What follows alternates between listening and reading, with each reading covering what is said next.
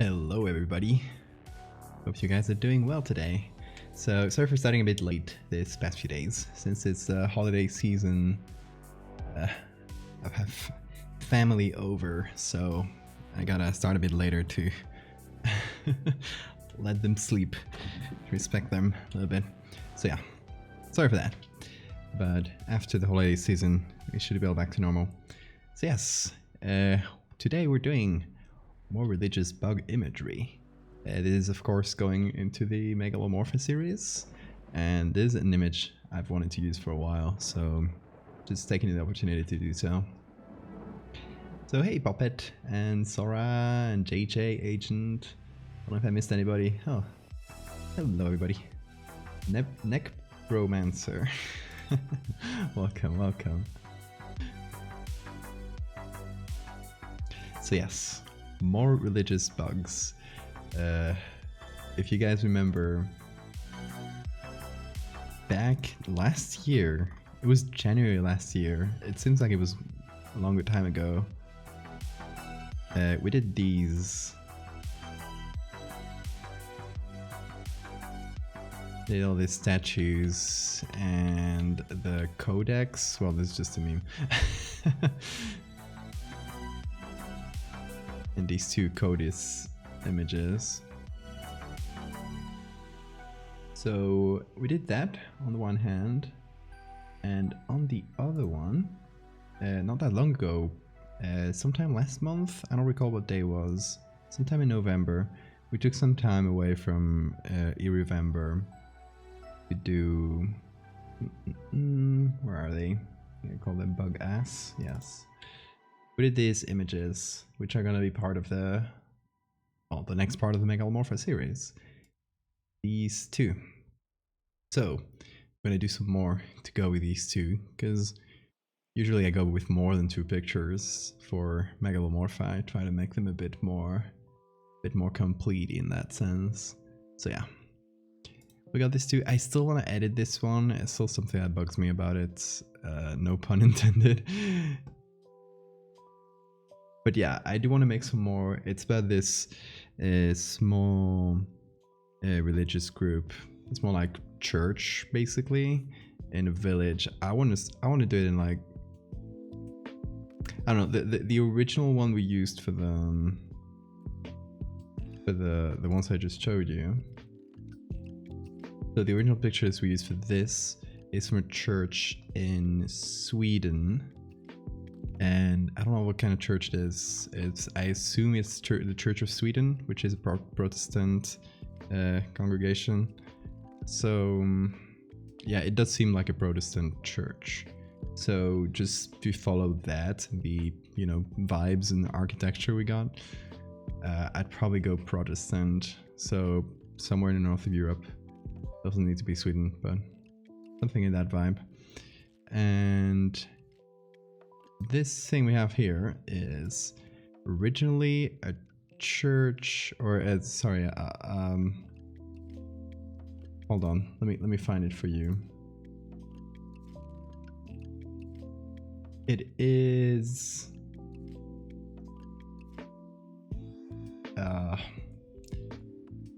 convent, is that how you say it? Yeah, with nuns and stuff. Where they keep kids, orphans and stuff. Yeah, it's not necessarily related to the other one, but we're gonna tie it into the story and make it like this part of the same like church congregation from the other pictures. So yes, this is originally in France too. Moving to that village right now. Unfortunately, they won't be there anymore. We'll make it into this sort of like the Megalomorpha series are usually like self-contained little stories, and there's usually like some explanation as to why it's not more well known, or why we haven't seen these people anymore. So there's always a reason why, I don't know, the evidence has been destroyed. So in this case, yeah, it just ended like many cults. It just fizzles out. So yeah, it's gonna be a bug cult. And first I want to do some basic stuff to the image. There's a nun here. Nuns are exclusively Catholic, aren't they? This kind of nun. Or would they be in a Swedish church? Because I might have to remove her. Can keep some evidence. If only I had Bug Angel merch. Eventually. I do need to make a lot of merch. Might be a good thing to do on a stream, just to force myself to do it. I also want to remove this. Why? I don't know. It'll give us more space for the statue.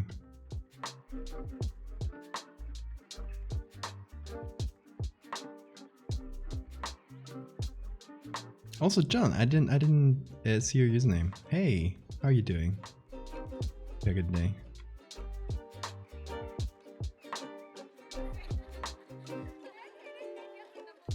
Let me turn on my sound a little bit for myself. Go.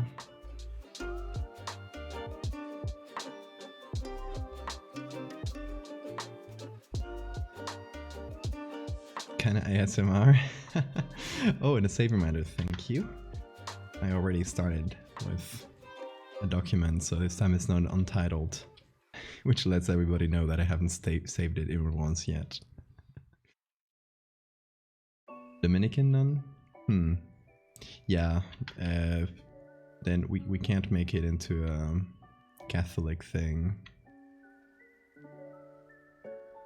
If we want to keep it to like consistent within the images. Because this one here is, I mean, it's a pretty obviously Protestant church. It's like bare, all white, big white walls. So yeah, I believe it's like Swedish Protestant specifically.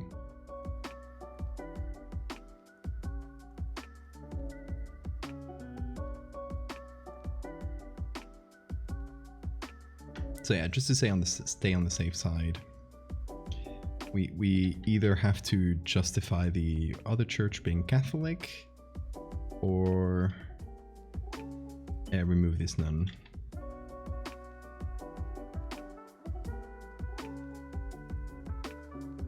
Remove this nun. And other ominous things that I say on stream.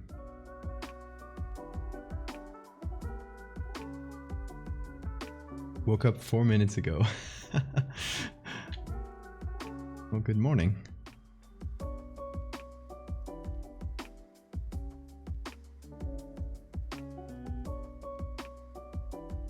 Sounds good, Puppet.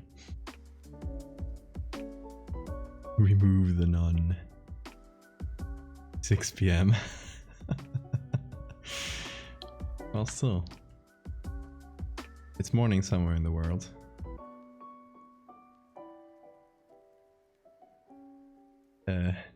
Nato Neoda. Thank you for the follow.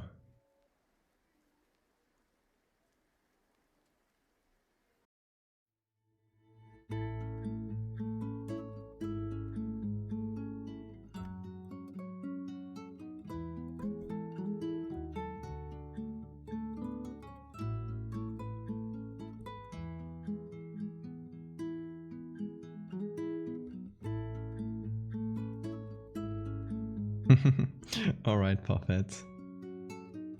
Good luck. Almost 9 AM in Japan. Hell yeah, sounds like a good excuse.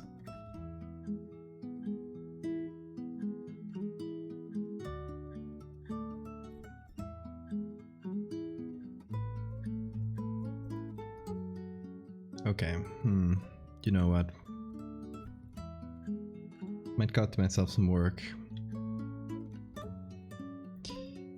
And just patch tool these away. I'll just do the edge here. There we go. Those are definitely edges.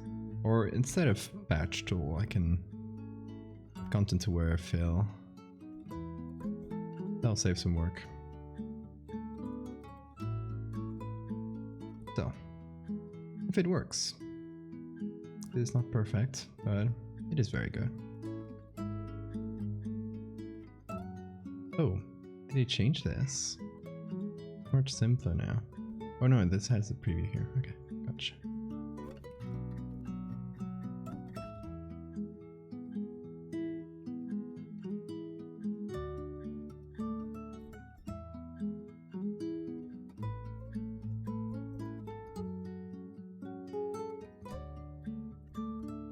We got the South Americans here. Hell yeah.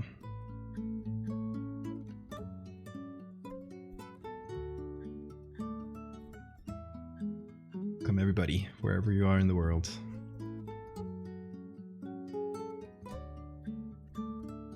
Honestly, it's one of the cool things about streaming is that I get to talk to all these people from all over the world, quite literally. Okay, this doesn't look amazing.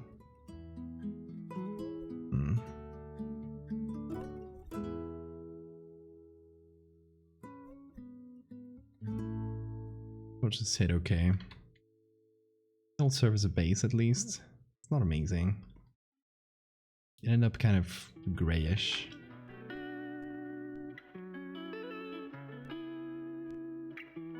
But we'll go with it.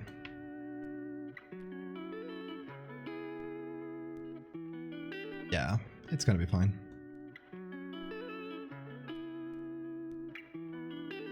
So there we go. We have removed the nun. It feels a bit emptier without a person in here, but honestly that nun didn't fit the story because we're working within a Protestant church, so she had to go. It's bug time. It is indeed bug time.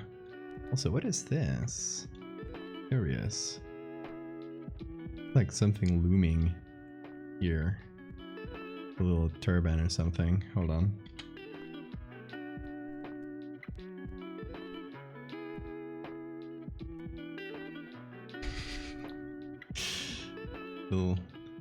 little guy there in the corner. I'm silly, so I'll remove it. So people don't get confused and think I added like a little guy in the corner in Photoshop.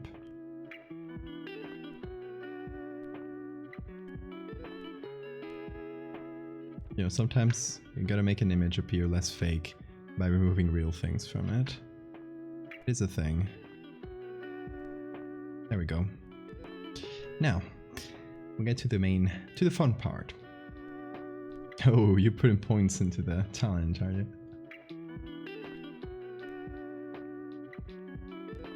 Hey, Han.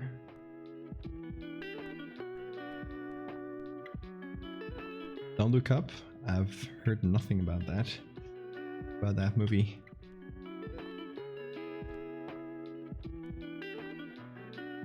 Like, I know it's a movie, but I've heard basically nothing. Okay. So, I kind of want to combine the Virgin Mary here with some bug things. Because I think she's cool. Is it a bit of a Catholic thing? Would a Protestant church have an image of the Virgin Mary? I guess we can't just change it so it's not the Virgin Mary. It's just like a Virgin Mary-like statue or something.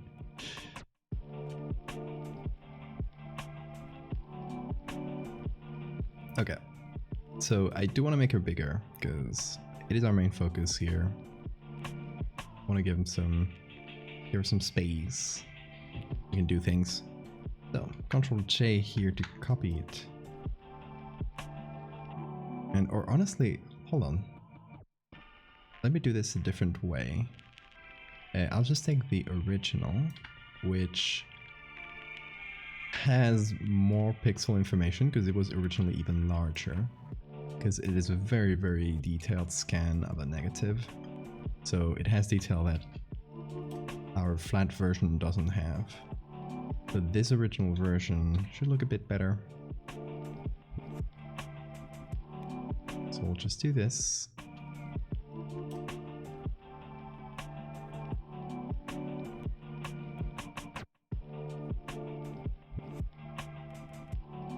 Marianne Grotto. I've never heard about that thing.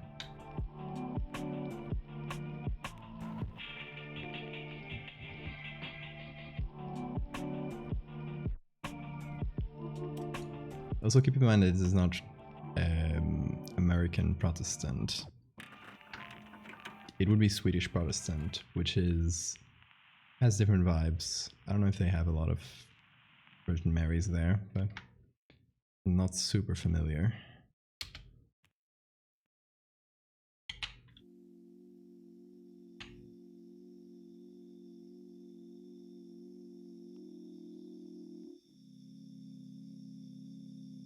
I know they just, like in general, Protestants don't have a lot of idols or saints or virgins, that kind of stuff.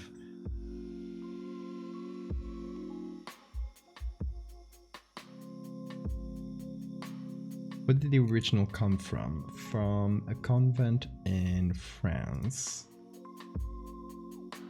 called Sacré-Cœur in Paris.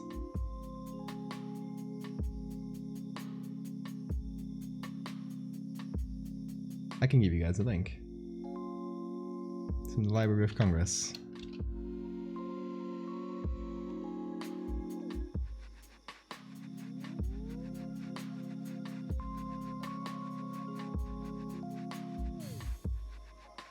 Yes.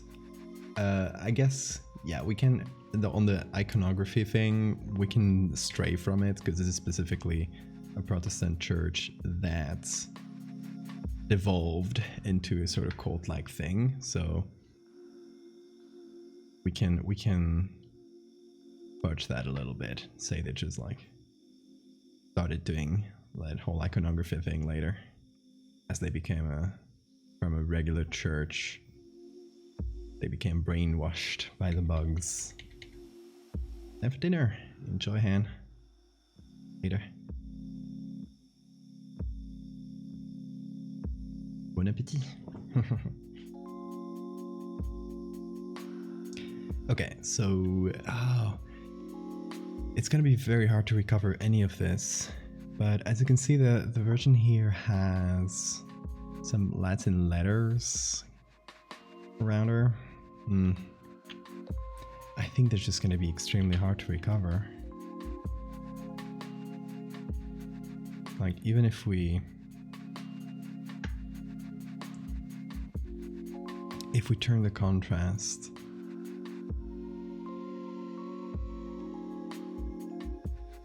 as much as possible, we're just gonna recover some very, very, very basic things. Just a few letters and very grainy. So it's probably not worth it, unfortunately. I probably should just cut them out. We can do a Halo later. We can add on Halo. Our Lady of the Carapace.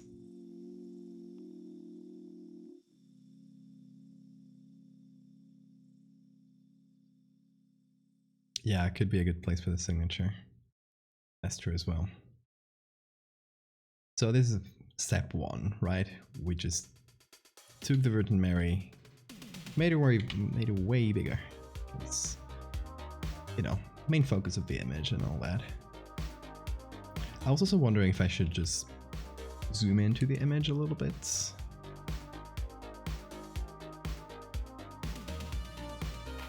Like, do this.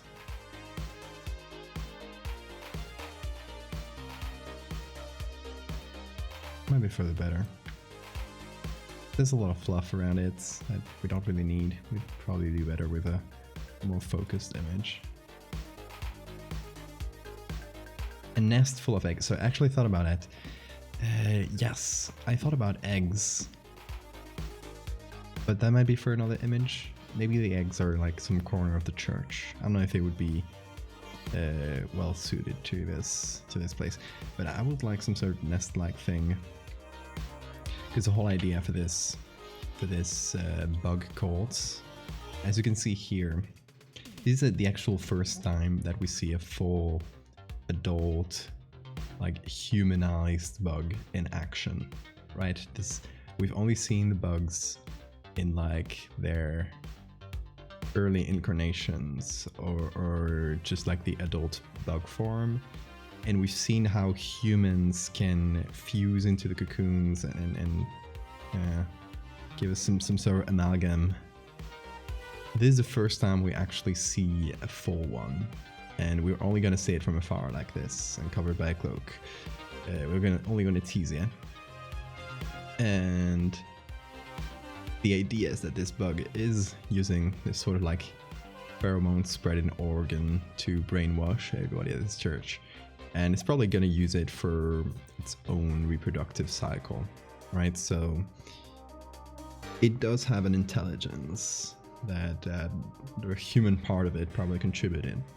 So it's probably, yeah, if it does want to advance its own reproduction cycle, it probably wants to lay some eggs.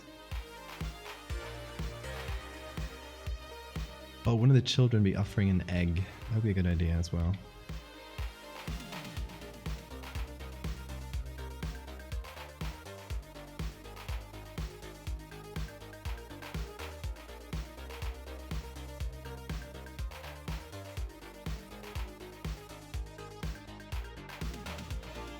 Okay, so I know it originally had a pedestal, but I'll just remove the pedestal. Let's just say it's hidden in the leaves. I kind of like it like this better. So now we have a larger Virgin Mary image, and now we have to make her bug-like. I think first let's just work with what we have from the statue and do a couple little things, and then we'll add some external bug parts. First, we're going to take the hands in a separate layer. We're going to copy them. Just going to copy them like this with my clone stamp. Enough.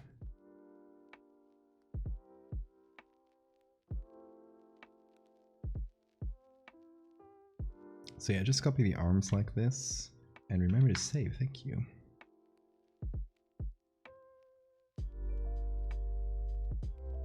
I used to really struggle with anything horror, but I've been able to enjoy it more and more. Horror art is a nice way to get just enough spookiness to enjoy. Yeah, I like that. That's a good way of putting it. Thank you so much. Mantis claws. Fortunately, mantises, however you say the plural of mantis, they are not part of the Megalomorpha series, because Megalomorpha only includes bugs that do metamorphosis, because the whole life cycle part of it is like basically the main theme. So yes, it only features bugs that do full metamorphosis. So pupa, like full pupa, larva pupa, mago or adult. Or in one single case, which was at the beginning when I was trying to figure things out, and I kept it because I just like the image a lot. I did use a cicada, which does partial metamorphosis, but that's kind of an exception. In general, all the bugs featured do full metamorphosis. So, 2 sets of hands praying.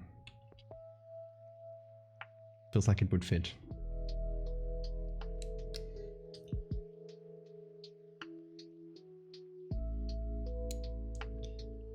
Gonna reduce the shadow a little bit. bit smaller. Might add a shadow in between two hands.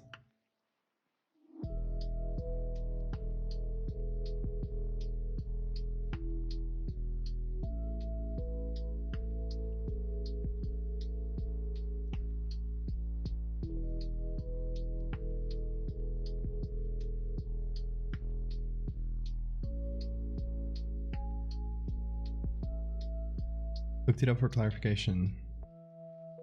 Plural of mantises or mantes?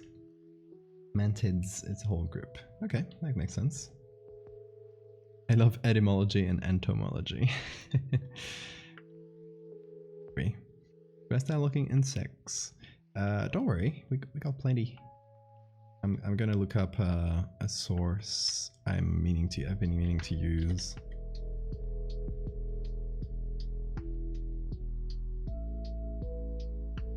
That has some great public domain images of a bunch of different bugs. Mostly I think wasps and bees. But I did want to use their stuff for a while. Okay, so far so good. Now let's jump into the browser. I think I might do full face transplant. Like instead of just adding the jaws like I've been doing, I might just change the whole face for bugs. We'll see, depending on what pictures we find, I think. So, let me see. Let me see if it opens. Yeah, this is a library on Flickr for the USGS Bee Inventory and Monitoring Lab. I have no idea what the USGS is. Geological survey, apparently. They have an incredible collection of close-up pictures of different bugs. All of them are public domain. This is an amazing site I found out of complete randomness. It's not listed anywhere. But I found it by looking for bug pictures on Flickr, and it's honestly very, very good. Look at that. Look at that beautiful pupa. Amazing.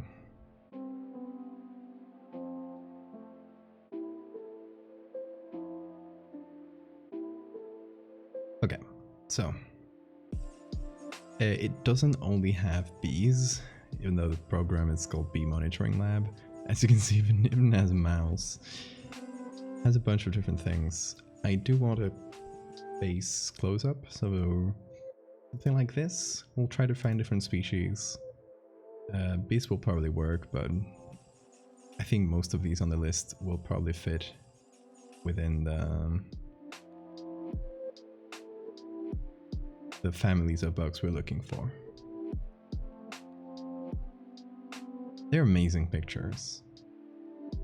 And here we can find in the albums, they list them by species, which is cool.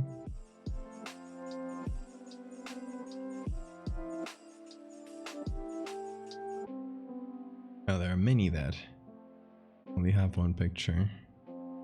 It's a rock for some reason? Weird. Just jump into the photo stream, see if we can find. Yeah, this might be better.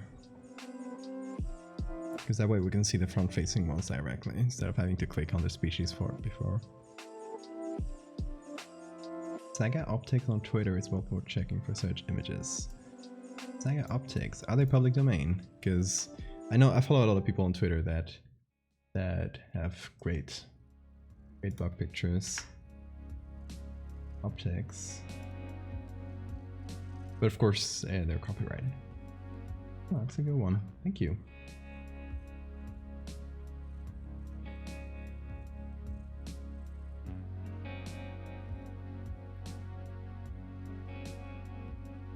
You better remind me of the time I took care of a caterpillar. They managed to change, but flew away while I was sleeping. Oh. Well, Chrysalis from Butterfly sent you like very specific, while moths are a bit more like the one we showed before. I'm definitely no expert, but I think from the shape, if you do remember the shape, you might be able to glean that information. Look at those eyes though. Look at that. They have cool shapes inside. That's amazing.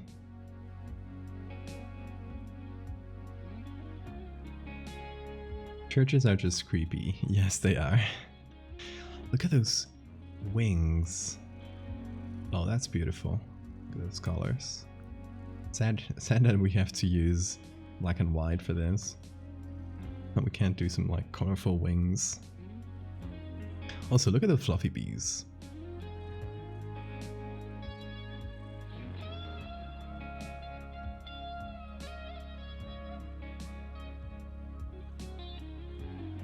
Pexels, yes, pexels I use sometimes. I tend to use Unsplash though, like as the first option when I need just something quick that isn't like from an archive, like something generic. I tend to use Unsplash first.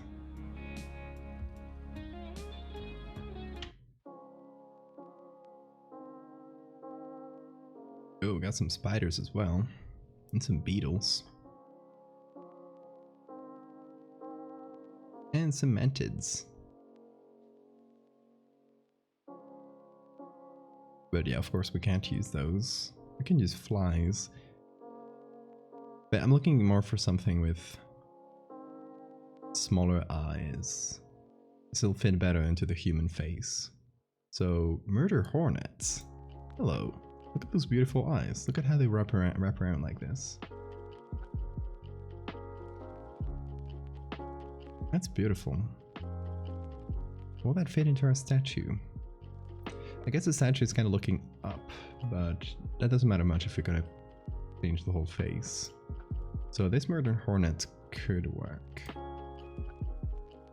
Or we do have this other one of the murder hornet, which is looking up like this.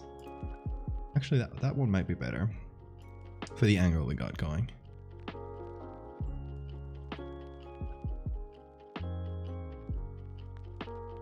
There are amazing pictures here. Like, it's clear that they just have a very good macro setup, because probably the person in charge of this in the USGS just loves that kind of thing. And they just go out of their way to take really good pictures for this government agency, which, I don't know, it's probably like someone very driven behind it, I would assume.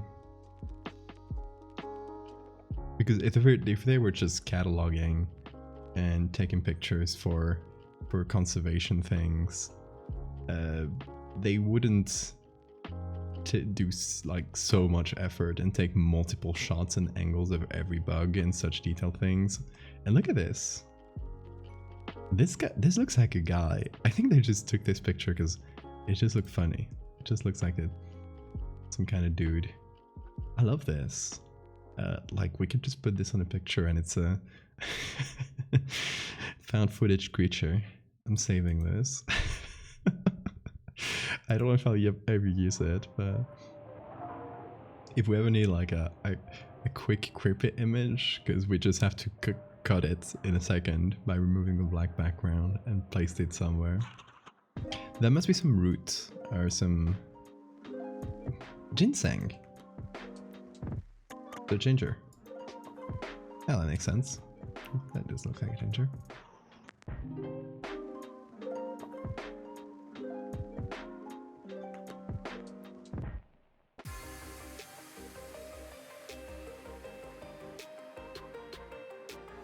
Look at that mouth part here. That's amazing. See, this little collection here, and little is an understatement. It's very large. This collection here was such a find. Look at that mole cricket. That does look like a mole. Look at that. Beautiful.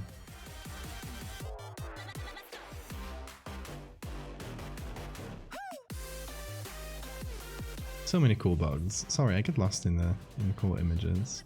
I think we'll go for the murder hornet. It's the best one we've found for now. But I mean, there might be some other amazing ones on here. I don't know the whole collection yet. I mean, yet, because I'm probably gonna eventually know about most of these pictures. There's 51 pages, by the way. It does look like a mole. And small cricket, I assume. Used to dig those up in the garden. Nice. Also, hey, Karakan.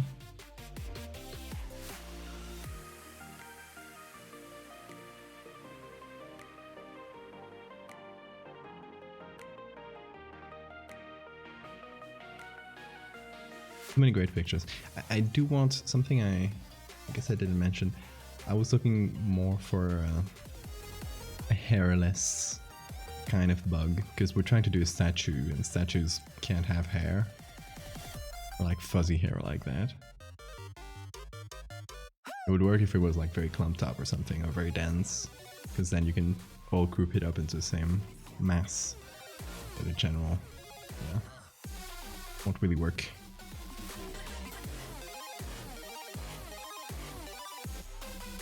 Wasn't that what the girl used in Pan's Labyrinth? That was a mandrake.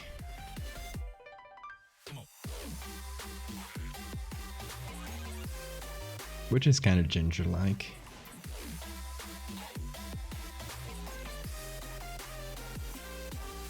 I'm just looking for cool bugs, to be honest. We already found the picture I want to use, one of these. We might find better ones, of course, but this collection is just so good, man. I'm just looking at the bugs.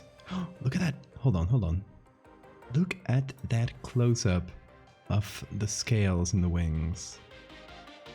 Oh, that is so good. This is all public domain, by the way.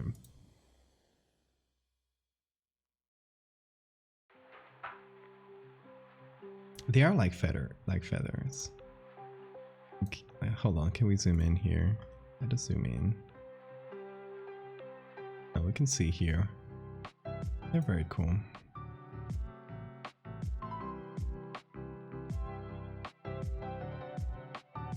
And it's very cool that they take face shots of all of these.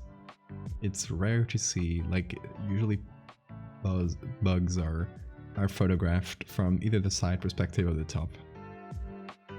It's not as usual that you find pictures from the front, and that's perfect for us today, because we're trying to use the face. Have we done any creatures with butterfly or moth wings? Trying to think. Definitely, but not for the Fractal series. There's an upcoming commission that I don't know when I'll post it. I guess when the see now this, if this doesn't prove that this is a passion project by some guy in the USGS.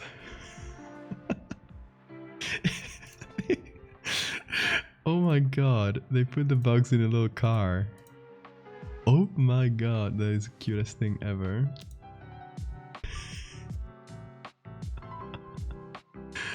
This is amazing.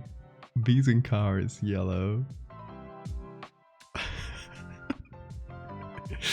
Oh my god, there's lore. Scientists capitalize on recent revelations that bees are a lot smarter than previously thought.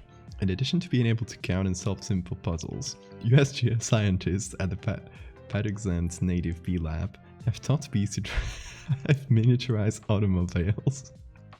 Using rewards such as flower smoothies and honey laced with addictive pollens, bees were gradually induced to drive in order to continue receiving their rewards. The study came to an unfortunate ending when one of the lab assistants was overwhelmed by angry bees who felt that the researchers were holding back on their pollen loads. Future plans are in the works to use less coercive methods, and talks are in progress with several bee advocacy groups. I love this. They even wrote some lore. The bee car. Flower smoothies. I found a kindred spirit. I love this. Someone here at the USGS was just having fun taking pictures of bugs and putting them in little cars. Bees really said communism. Oh god. Look at this. This is amazing. This is so good. Bee advocacy groups. Bees the means of production. Yes, we're having a normal day here. We just found a little gem of the internet. Now I do have to scour all the 51 pages of this collection to see what this person taking all the pictures has in store for us. I wonder what shenanigans they're up to. You should link that on your Twitter so people are confused about the realness of all posts. Yes, I've definitely, it's here on my tabs. So I saved it. I should post about it someday. Because that's a great find.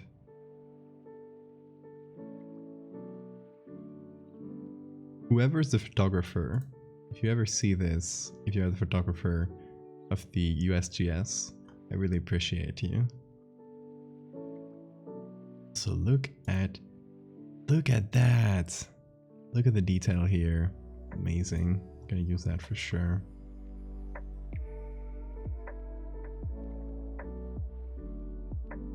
I've had them on the podcast.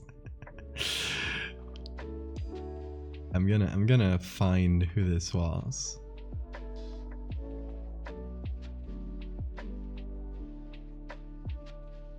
I mean, I assume it's a person, because it does seem like someone having fun and using their setup. But might be a whole team. I have no idea. It definitely has a lot of effort here. Look at that beautiful beetle. See, I'm scrolling through them to do you guys a favor. I could be looking at these for hours. Such good bugs.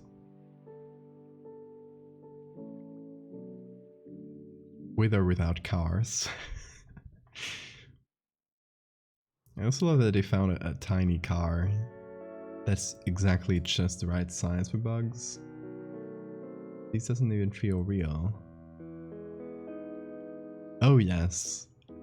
I love beetles flying. There's a YouTube channel that... Hold on. I put some videos up for this channel. Because... I mean, they're not unknown. They have 100,000 subscribers. I think they used to have less, so I think they're doing well. I'm very glad for him.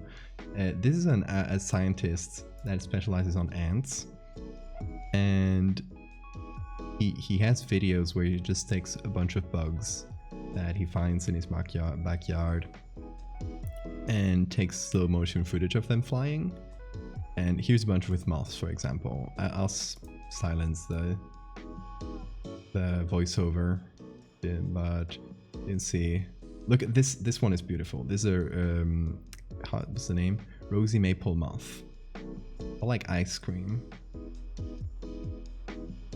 Control D to deselect your face on the screen.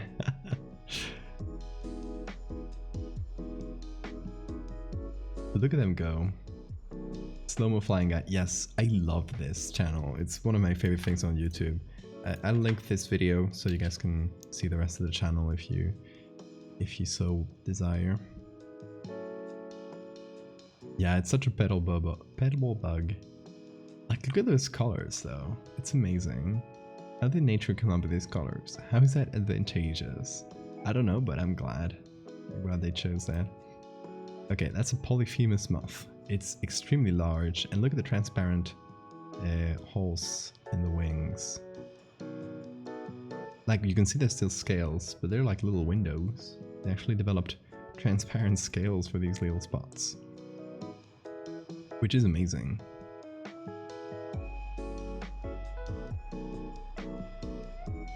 But I was looking for Oh, look at those beautiful wings. Amazing. Yeah, I was looking specifically for one with beetles, because insect flight, I mean, this one probably includes some beetles. One has weevils. Beetles, when they fly, are so... like, look at them. They just raise their arms like this, and they're extremely funny. Look at... weevils are just the funniest bugs. Look at them go. Look at how they raise their legs. Little leggies up. Oh, that's Adrian Smith. Show us some more weevils, Adrian. Look at them. They're literally little puppets. Yes. Look at how they stretch their wings. Yes, they're gorgeous videos. And he has some amazing stuff. He shows us some of his own research and stuff. I don't know, I've binged all the videos on this channel, I think. But some of my favorite things are beetles raising flight. They just raise their little leggies up. And they look so silly doing it. Amazing. The music fits well, it does.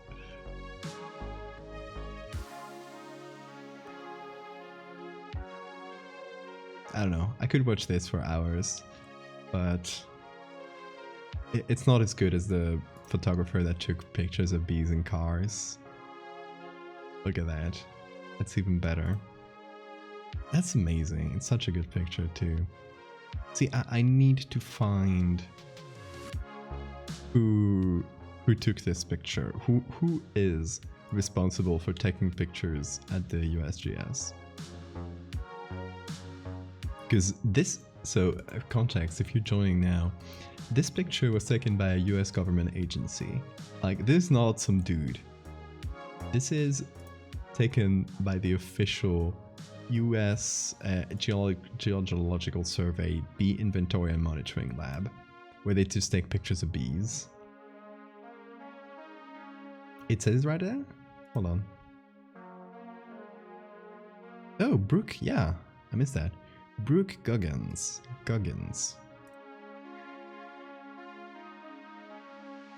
We'll find Brooke Goggins in LinkedIn. I mean, in OAA, it might be, I don't know. We'll try and find Brooke Goggins and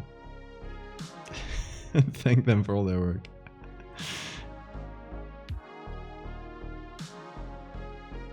Because honestly, like, taking pictures of bugs in cars, that is doing the Lord's work. Oh, look at this. What is this? A stilt bug? Hell yes.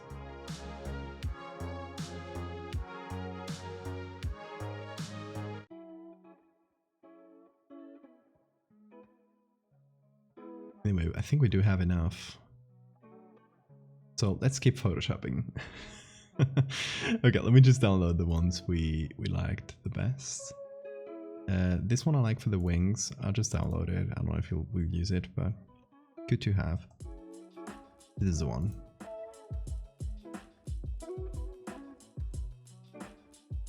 Gotta do some silly now and then. Yes, I agree. So these are murder hornets. We'll turn them into the statue of the Virgin Mary. This one I'll also save because I like to have it. And this one is very good for the wings. Okay. Now, I think we might have enough. Let's see.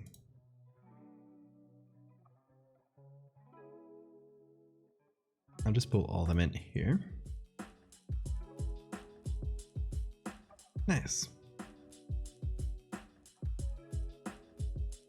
I think we'll use this one because the angle will match our Virgin Mary a bit better.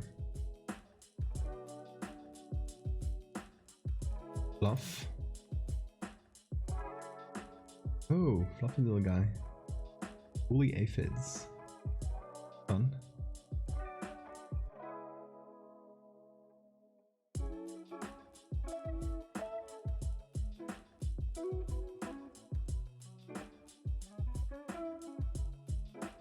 Okay, let's turn on the object finder for a second. It likes Photoshop. It doesn't like Photoshop.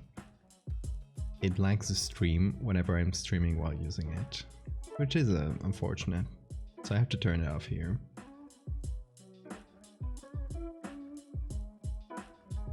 Gotta grab something to eat. You have a good lunch or dinner, I assume.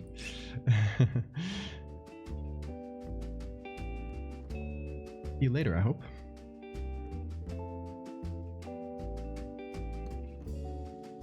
The B photo was released on April 1st. Oh!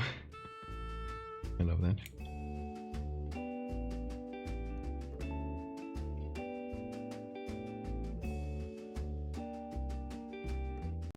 That makes sense though. Oh, the car one, I assume you mean.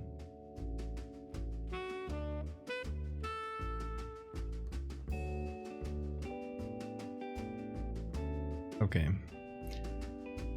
The mouth parts are a little bit complicated. I'll have to simplify them somehow.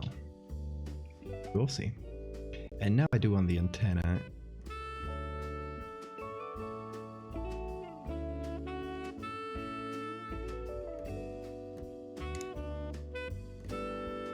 I'm still not used to this new tool. I've been using the old version for so long. And this one feels very slow, but then again it's very precise. So I think it's a worthy exchange at the end of the day. Because like, look at this. Look at that selection. It's pretty much perfect.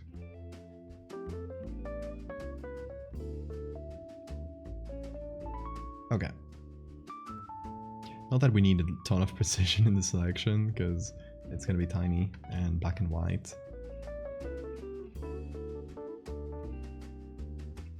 So this will be our Virgin Mary here.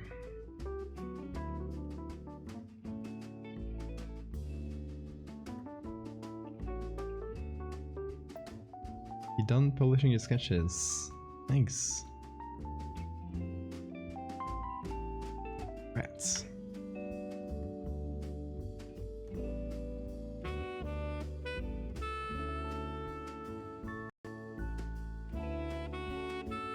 Okay, I do want to put a black and white top and maybe the grain layer, so we'll probably hide it at the end, but it'll give us some equal amount of grain everywhere. Oh. Okay, now to make this look like this. Make that look more like the statue. I think it needs to be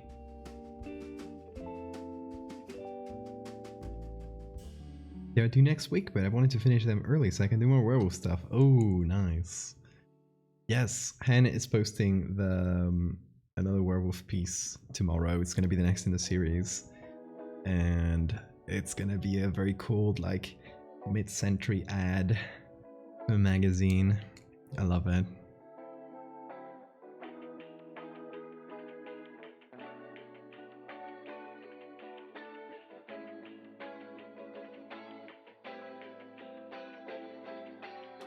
And then another one, which I helped with.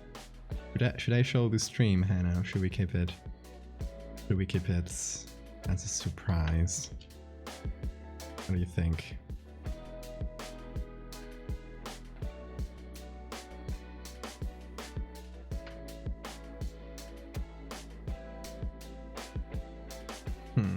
Hold on, let me do a thing here.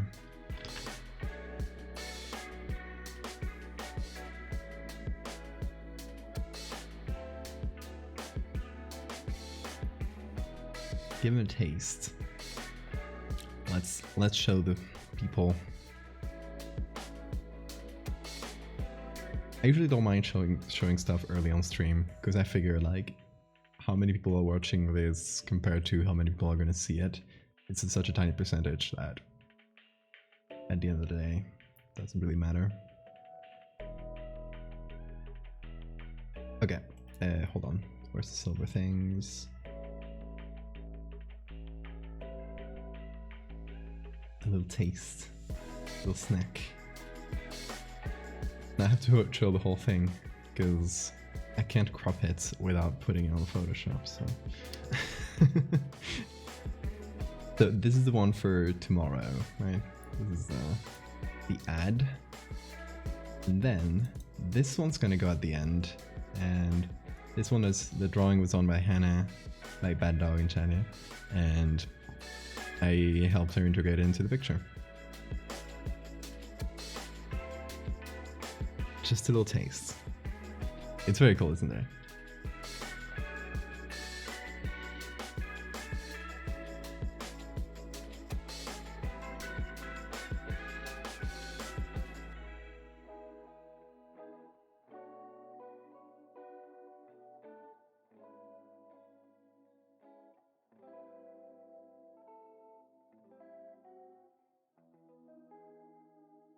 That seems like the right shade of grey. But it's such a small difference that it's a bit hard to know.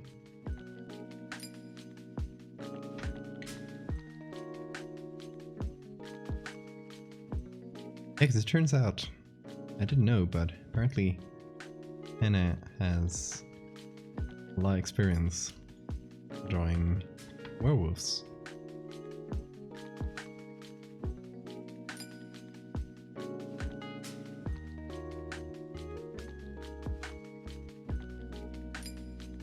Or wolfwalkers and similar things. Werewolf-like things.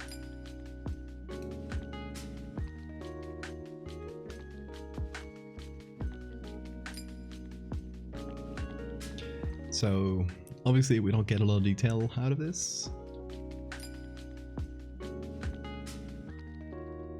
It's gonna be a very simple thing, but what can you do with this at this level of detail?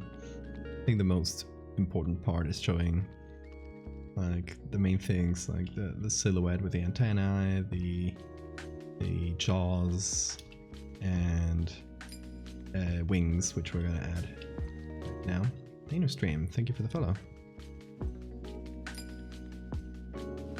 Werewolf ladies, love it.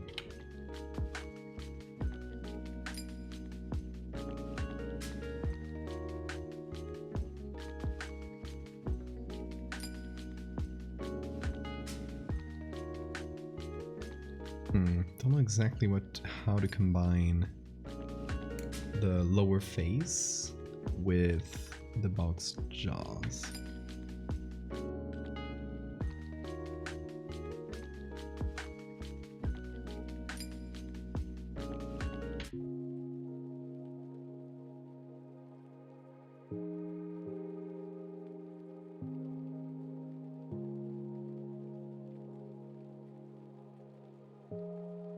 Okay, here's the thing. I want to lighten some specific areas, specifically the eyes, like everything that's dark. The eyes and just under the mouth here, because obviously our initial picture is, well, the bug has a bunch of different colors, which the statue wouldn't have. It's monochrome or gray, I guess.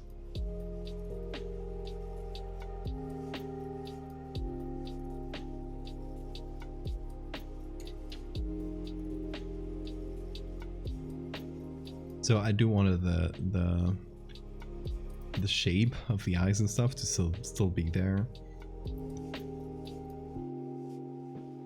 but they can't be like super dark, because then they'll pop out. They'll feel like they're made of another material.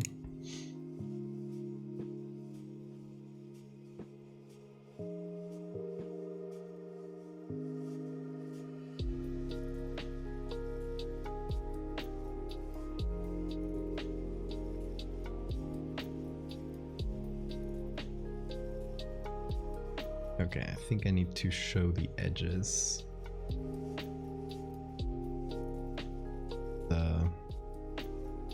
Whatever she's wearing on her head.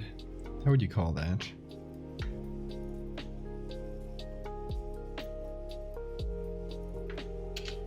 It's not a hood. It's like a shawl, maybe? I don't know the good name for it.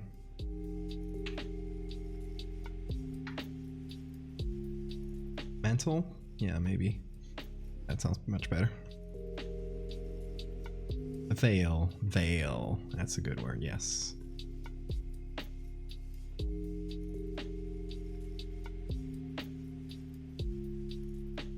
Don't like that for the face. Maybe I should just re-add the original mouth parts.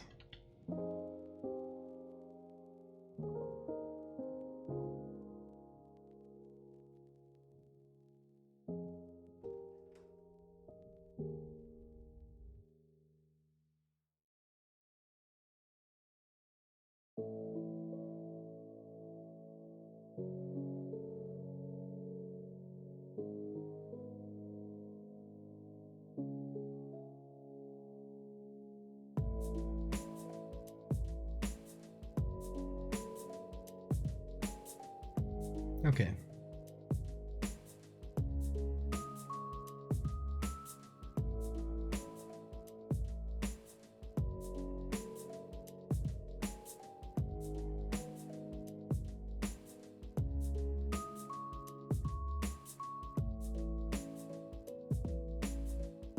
It still pops out a bit to me. Don't know exactly if it's the shadows.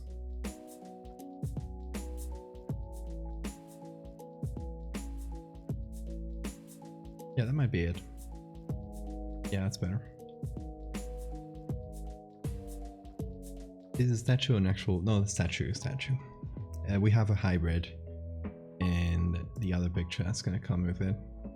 Notice that the file is called bug-ass.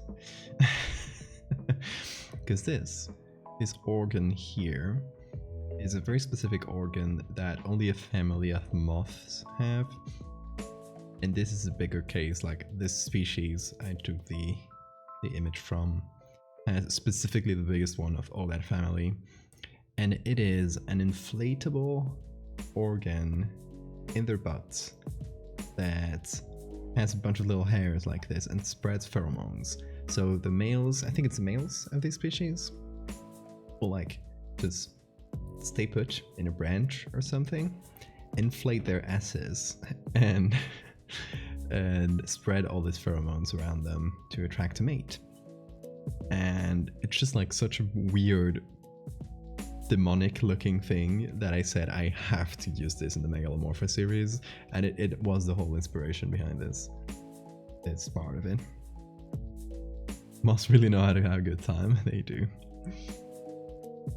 So this is the whole story is about a church in Sweden, somewhere in Sweden, Protestant church, that gets, I guess, invaded by this evil bug, and it starts like using pheromones and stuff, brainwashing people and turning everything into a cult.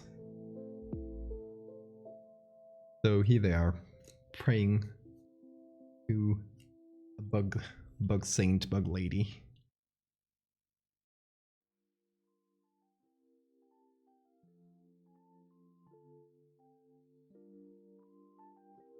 About the males, usually it's the females. You might be right.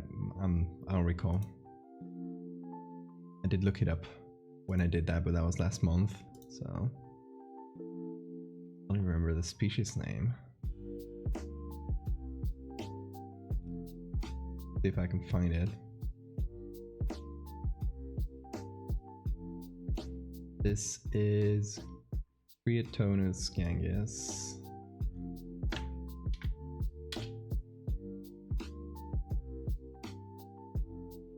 So, males, yes.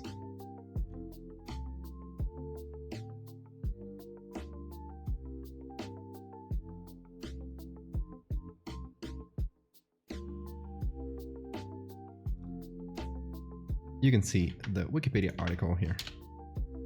It's called Corimata, that thing, or hair pencil. Pheromone signaling structures.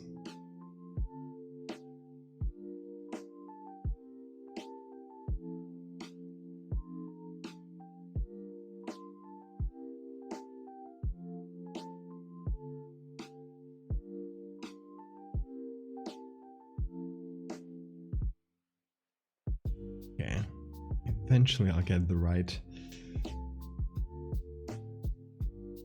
balance here. I think we might be getting there. I hope so. Okay. Let's see. Now, do we have the wings? I think there's the image for the wings. Yes. So since we used wasp wings for wasp face for this one, I feel like wasp wings are probably good as well. We could mix match different species. I don't mind that too much. But yeah, I'll keep it more or less consistent. Maybe to be like, yes, but twice.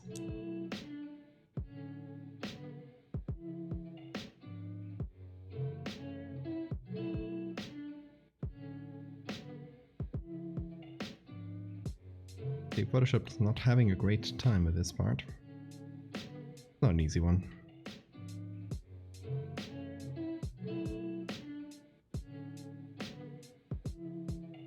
Should be easier. Only god I pray to is Wasp God. I agree, Wasp God.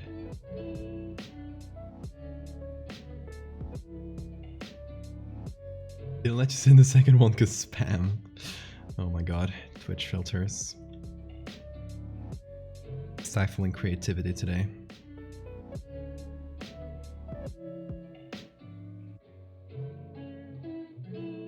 Oh, and Greg, yes. Can't forget Greg.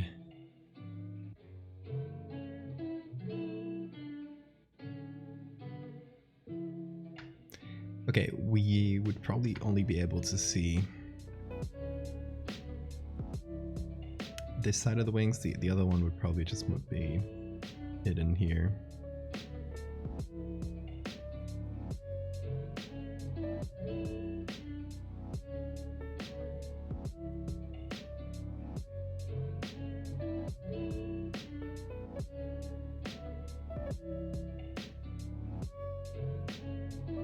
So obviously this reminds us of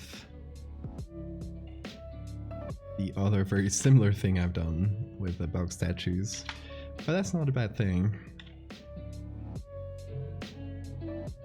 It's fun to draw a parallel between, like, in this bug series I don't really do second parts. I don't usually show more about a previous thing.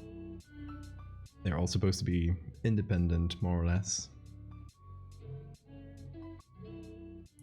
But this is a fun way to draw a parallel or a throwback to something from before.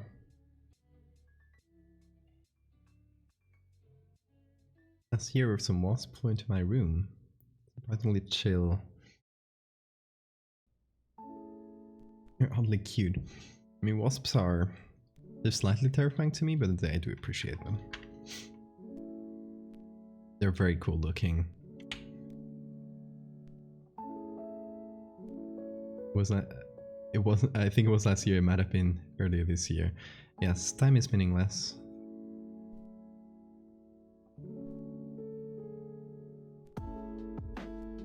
Really noticing it these days, when it's like the end of the year, and you're looking back at the year, and like I haven't even finished processing 2020. It's already 2021. It's 2021 is already finishing. It's 2022. What's going on? Yeah, that's definitely happened to me.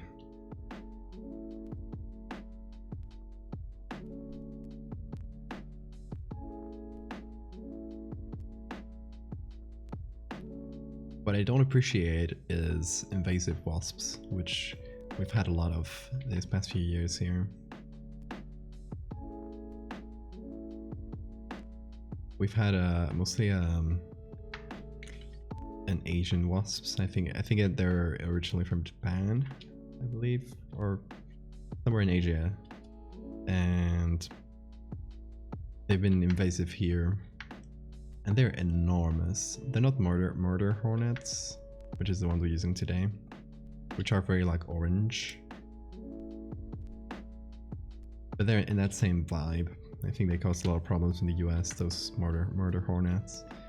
Well, it's a similar thing, but here with Asian wasps.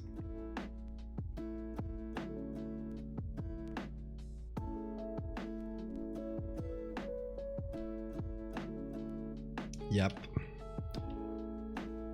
But yeah, that's it. It's not like it's the wasp's fault. They're just doing what they do. It is, as usual, our own fault here.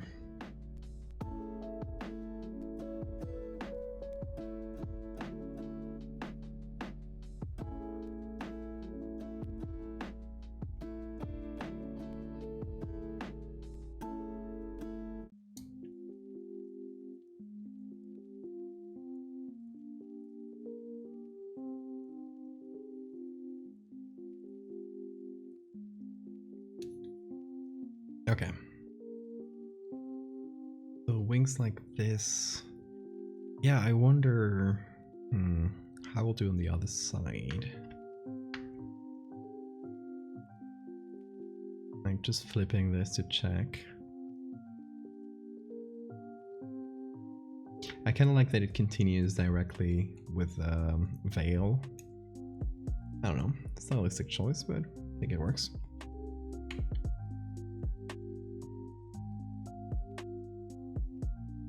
I feel like most of it would be covered, but maybe we'd see some little parts pop out.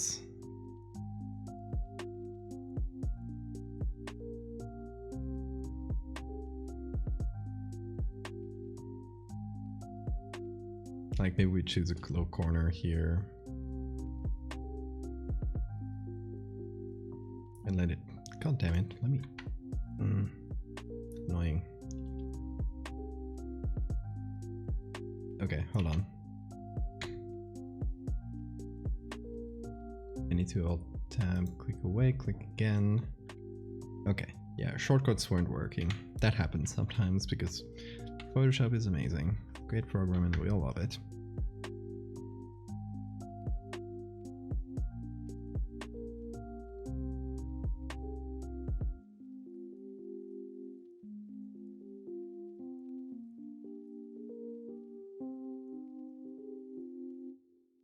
Yeah, I'll just let it be dark like this. Just let it pop out slightly. Should we add another pair of wings? Or should we keep it to two? Two visible ones, of course. It's implied that they have 4. Maybe we can put them in the middle. Like instead of spreading another one out like this, it's just like here in between.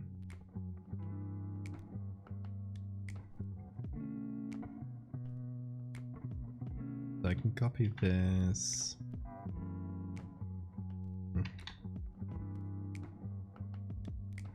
More like that. Get thinner.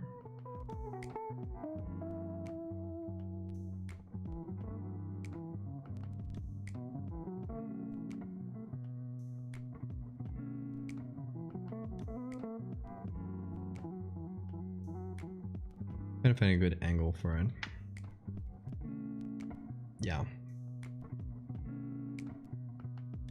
Yeah, that'll be nice, I think.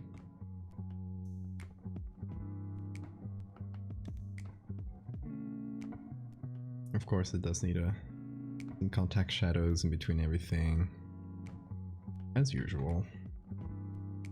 Good old contact shadows.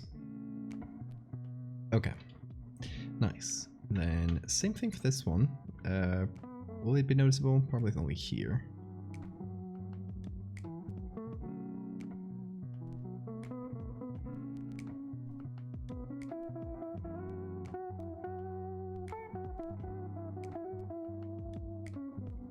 Okay.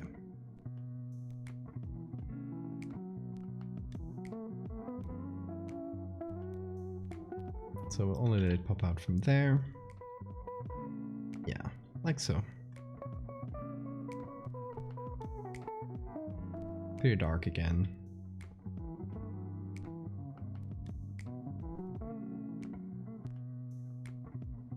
Yeah, far away those are rubs, close up those are wings. And the idea is that they mesh together somewhere here. Like technically the wings go all the way here. But yeah, they kind of continue with the robes. Blend together a bit. Obviously there's not that much detail that you can show in a statue that's fairly far away and kind of blurry in general. We're limited in what we can do, but we can try. Okay. Should I do a halo like the ones I did for the statues way back when? Which, if you don't know about them, shame on you. It's probably one of my most reposted things because I love it. I did this for halos. Yeah, they're mandibles from stag beetles.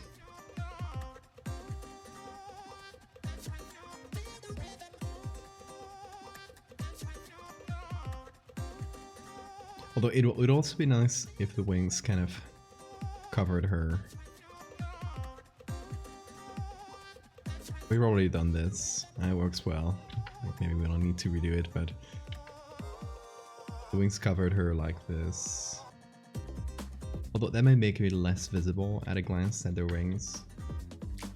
Because we're working with silhouette a lot today, since we don't have that much detail, space for detail. So maybe the silhouette of this is better, since we can see them like around her.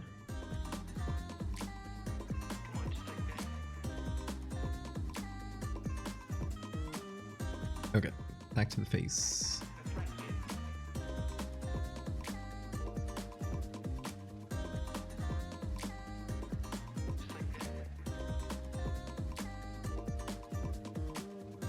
Let me turn it a bit. I'm gonna try to match the real statue. Maybe flip it?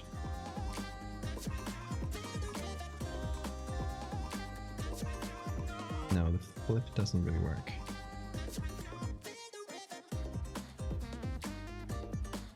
So we can do this.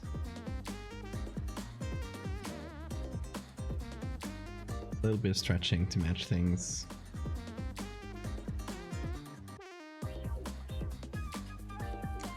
Zach, thank you for the follow.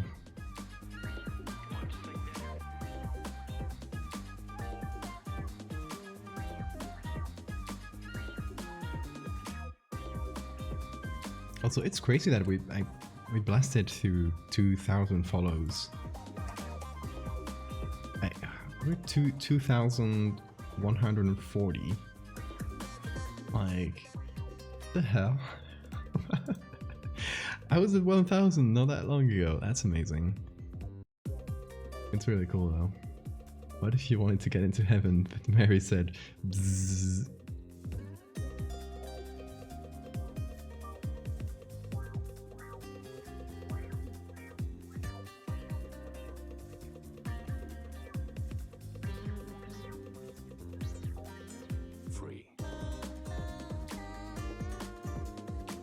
Oh, bigger works better.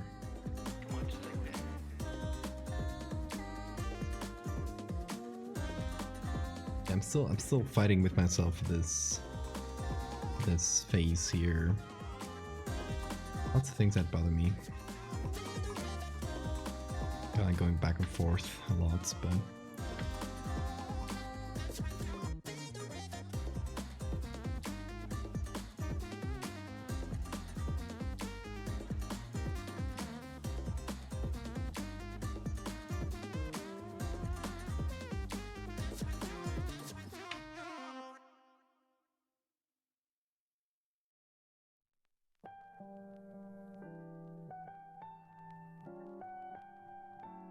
yeah, it might be better. And the antennae are more visible like that. So, could we do halo like that? I feel like it might be too close to the halos we did for the other statues. Like, maybe I don't want to repeat the whole thing again, right? It'll be a bit redoing the same thing too much, because we're basically redoing the same thing as these, sorry. Except with less of the human phase, more of a directly bug phase. I wonder if we should change it up in some way. I would still like a halo of some sorts, because it'll do good for the silhouette. Yeah, I'm wondering what could work here. Sammy, thank you for the follow. Maybe some other bug part. Maybe the antennae are the halo.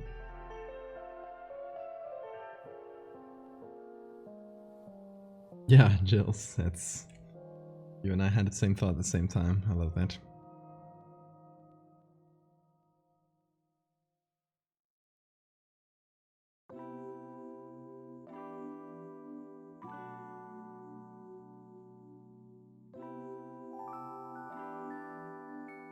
Also, a mosquito is attacking me, which I think says a lot about what bugs think of my work. Shame.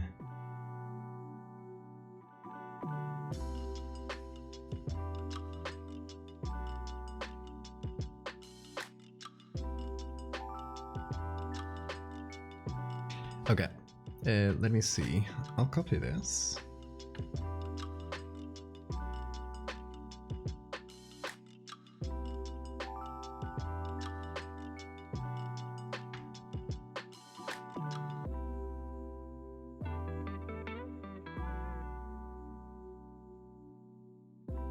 And just get the antennae from them.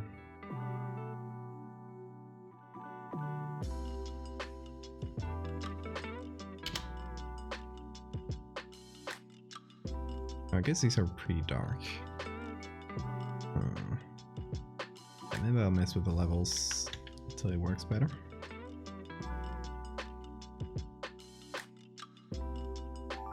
Those tacked on gold rings, halo stone statues. Sometimes get...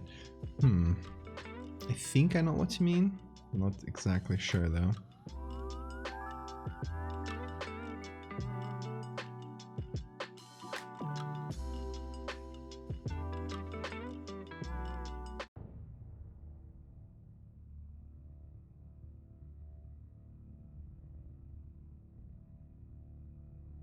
Okay.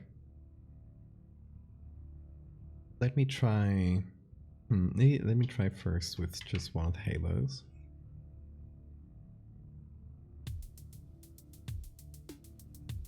One of the antennae. Just call them halos already.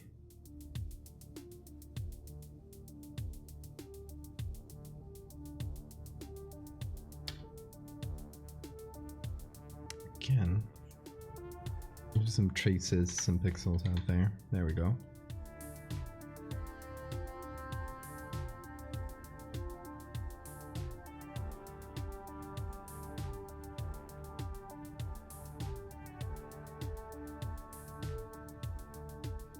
Keep wasp antennae.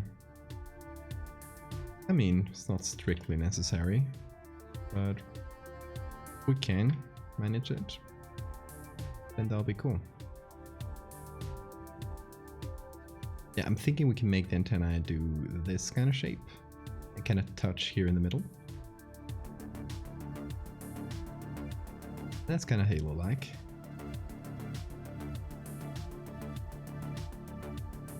Try to make it a bit more rounded looking.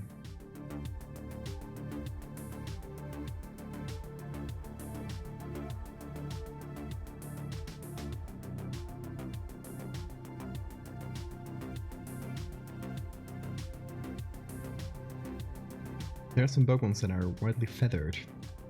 Oh, yes. Some specifically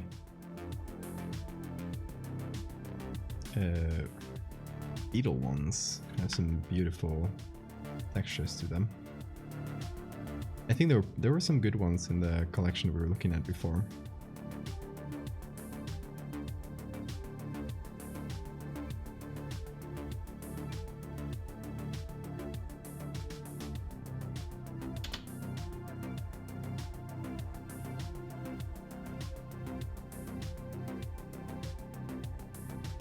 This is kind of Halo-like, right?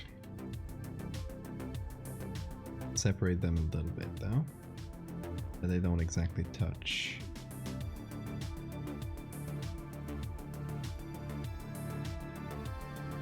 Having antenna must be so cool.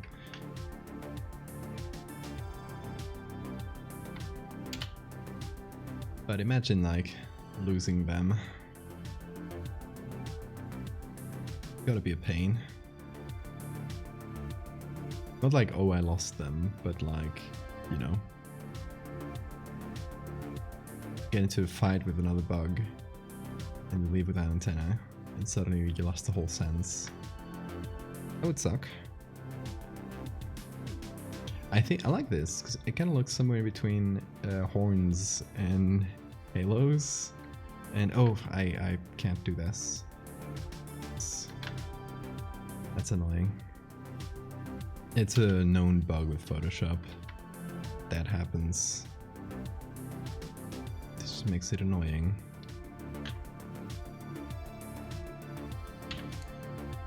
Cheat my way through it.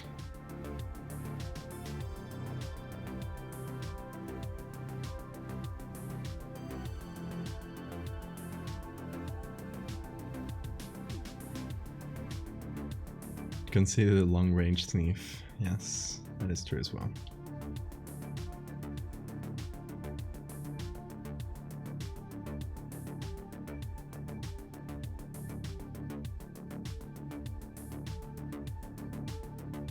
So what do you think about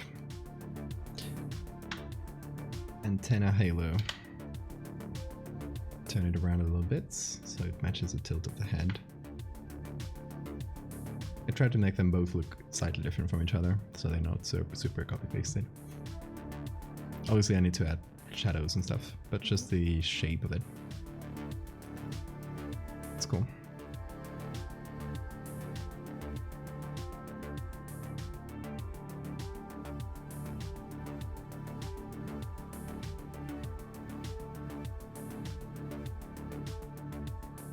Okay, so with this in Halo and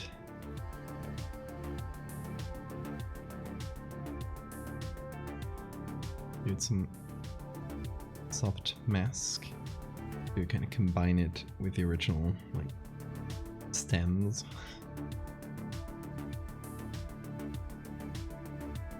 And maybe with just a regular normal layer.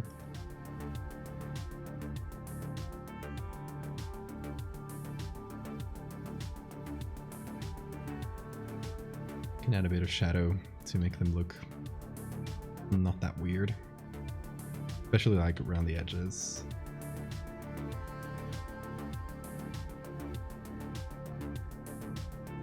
Because light is coming from the top. Obviously this isn't in the shadow, so we don't have a super direct source of light, but it should still generally fall from the top.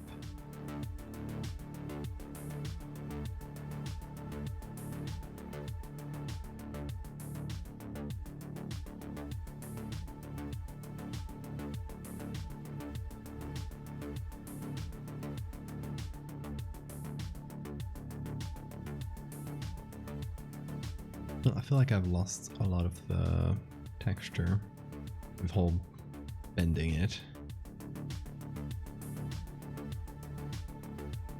So maybe I can just re-add a little bit of that manually. Because we can see it here.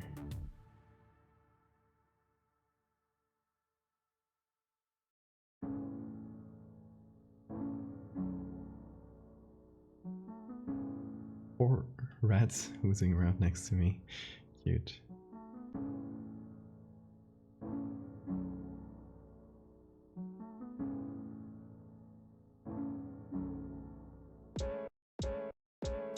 Wow, that was paragraph. And we're coming up with a concept for a bug-based alien species. Communicate everything through highly advanced pheromones. Oh, that's fun. They both experience the panic and pain of a fight, and so they wouldn't wish to continue. I like that. It's really silly space bugs. They're cool.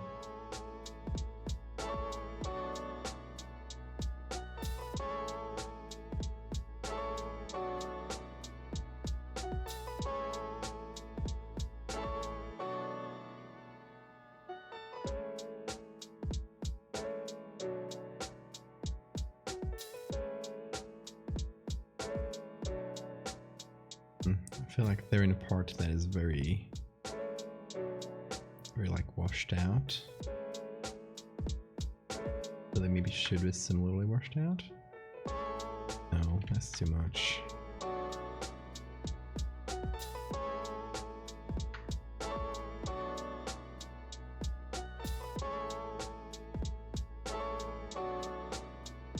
Maybe I do this, and then with a blend if.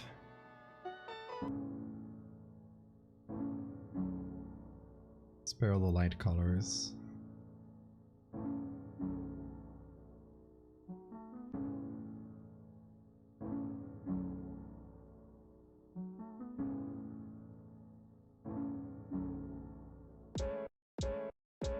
Okay, I think that kind of works.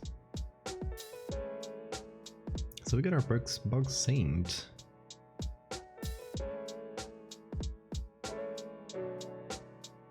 Yeah, I guess this is a result of the bug changing, like adapting what these people believe in, adapting Christianity into a twisted version to suit its own needs. Plague, Pestilence, Terror, and Torpor. Those are great names.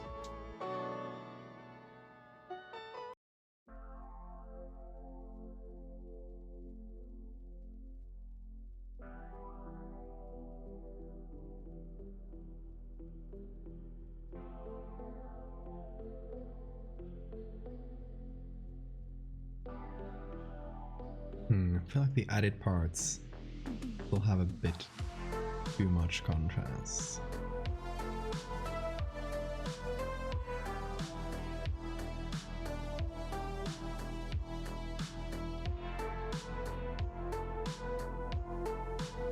I'm messing with the contrast here to see the differences. I think the face had a bit too much contrast.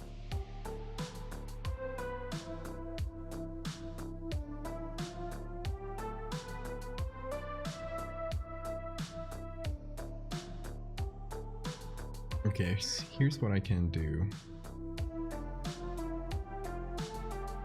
Instead of reducing the contrast of the face further, I can just do the opposite and be very lazy. Let's go here, create levels layer, and hit it with a touch of contrast.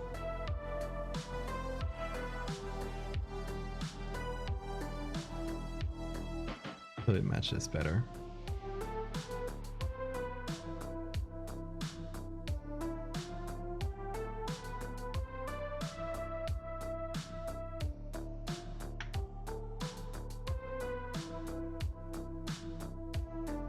The Score Kid and DJ deck. I love that.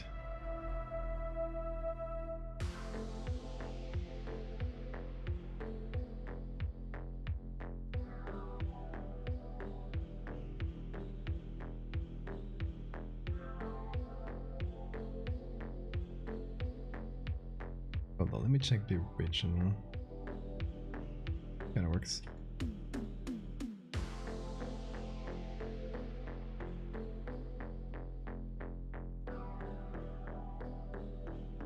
Okay, so this levels layer is just meant to increase the contrast a bit.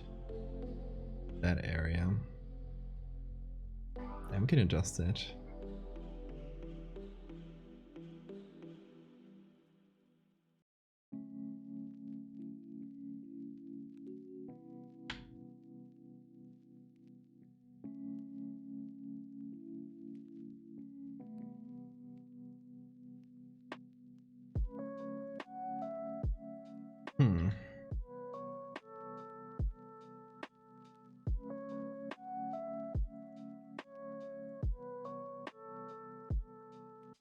Okay, let me hit it again with some contrast. Let me group some things up for ease of navigation.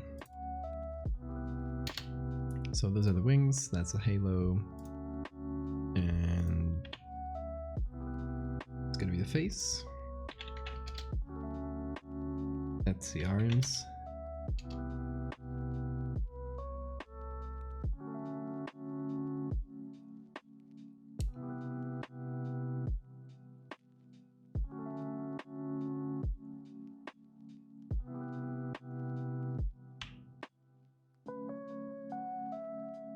Hey, go Teeny.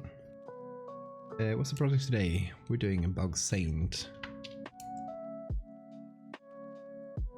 I don't know if it's specifically a saint,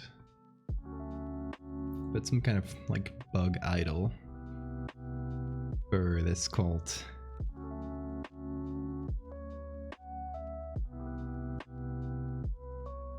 For context here, this cult is the same one as here. It is a Christian church that slowly gets turned into this bug worshipping cult by a bug who's controlling them. Thank you, Goat. And Nerdy Geek, thank you for the follow.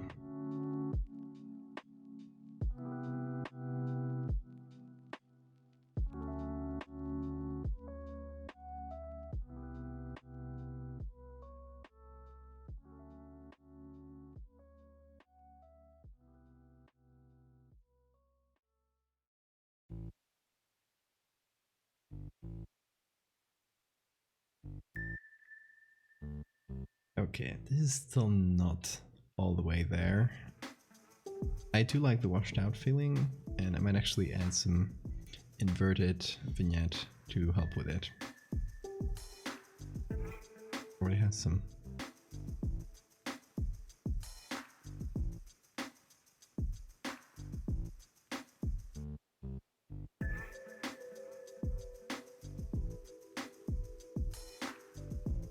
What I want is to hopefully, at a glance, at a distance, show the concept of this bug saint. This bug Virgin Mary, technically. Up close, there's some slight, like very, very slight things bothering me. That, I don't know, could to an extent be just my imagination, but that can happen.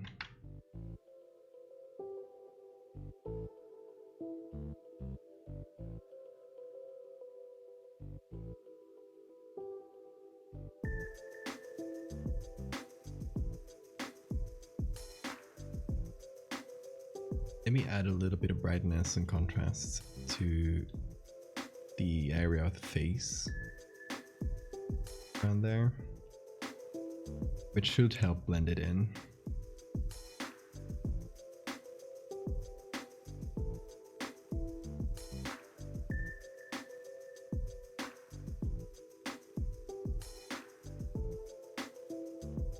Help sell the main shapes.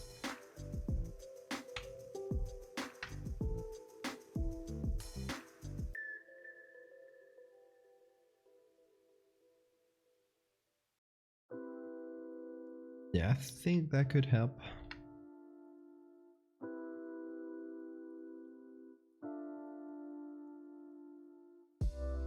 I've used a murder hornet, which has been an invasive species in the US, as far as I know.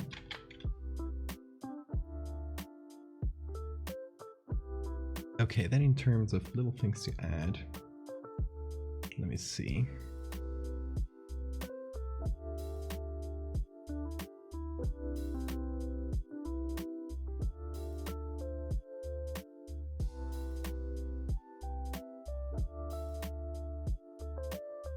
One of these could help for the edges. Or this is a bit too broken, but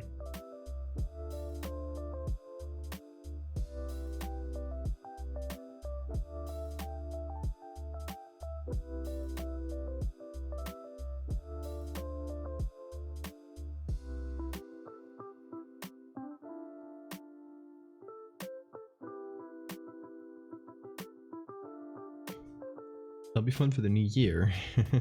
Yes, I'll probably be posting it sometime next week. If I get all the lore and stuff written by then. I also have the mocks I did last stream to post. You missed them. I think they came out very fun.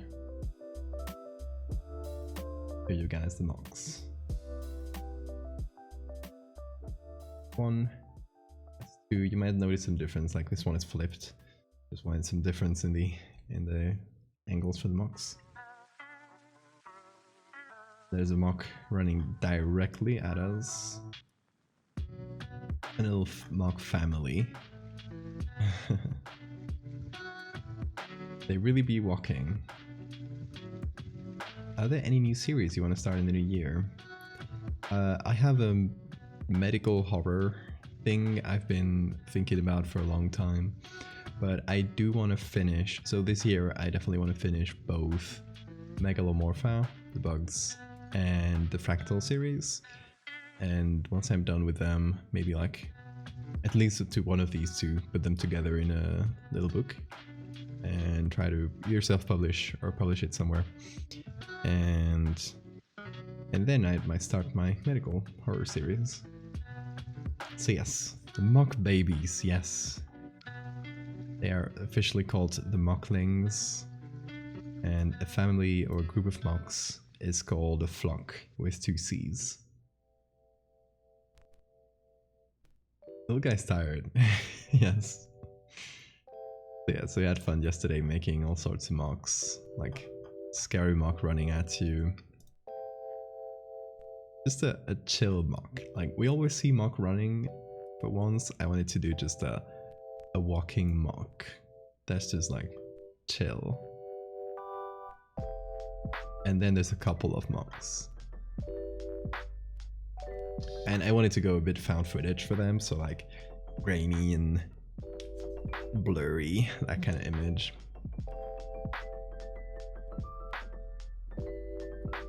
Just like usual cryptids hiding pictures. Okay, what other kinds of grunge can I add? Let's see, I got this one as a pattern. This is a very nice one to put on screen.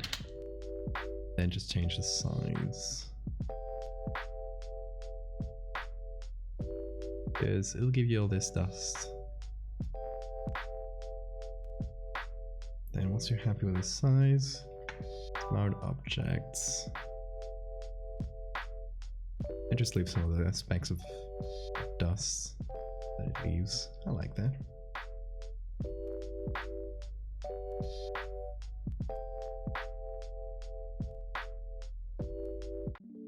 And what else?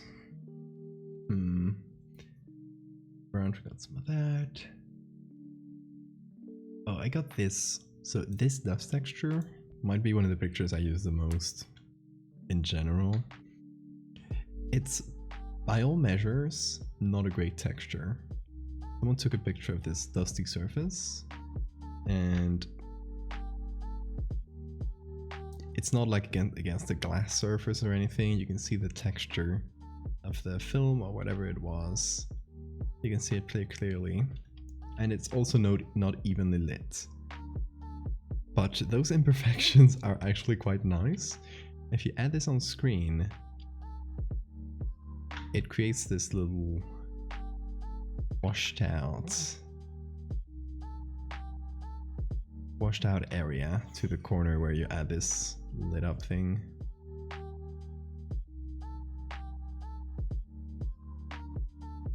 And I really like that. And it has this sort of little texture to it. Toc toc toc, welcome. You're doing well.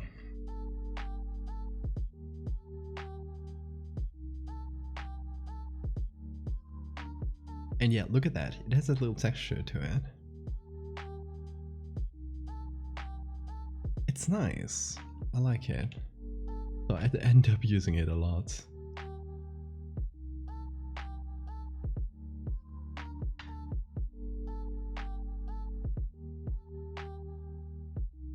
Oh yeah, I have so many textures accumulated over the years. I put this one to the right. And just turn that down a little bit. So it just adds that. A bit of texture to this side. It ain't much. But it's something. This one here, that's much now. Just some slight grunge. Okay, we need to sign this image. Where should we sign this?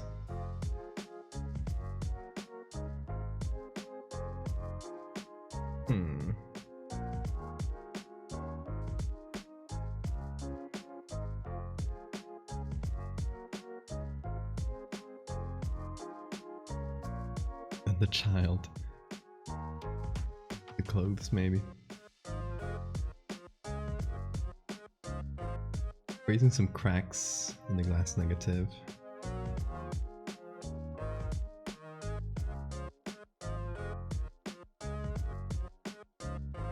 Or maybe some were hidden in leaves. Like, okay, let's take all the grouped out layers.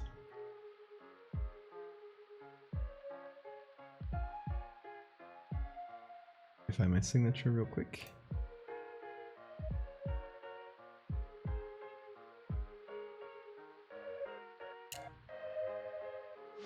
Edit the dresses of the small kids to simulate wings. I don't want to make the small kids into hybrids.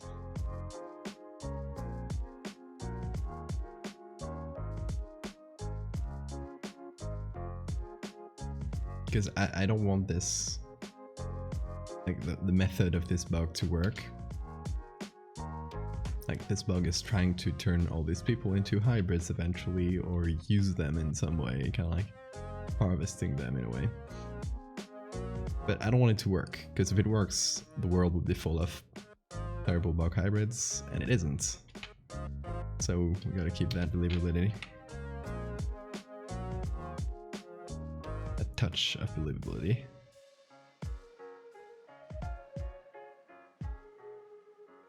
Oh, the cloth looking like wings. That's a fun one. It might be very hard to do though.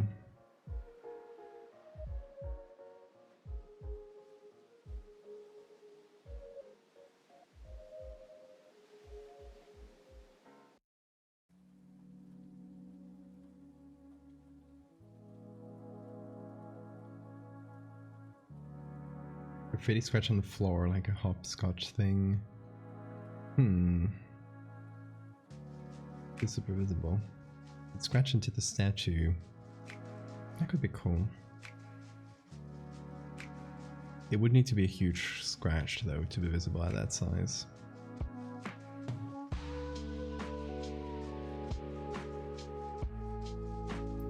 I'm thinking maybe it could be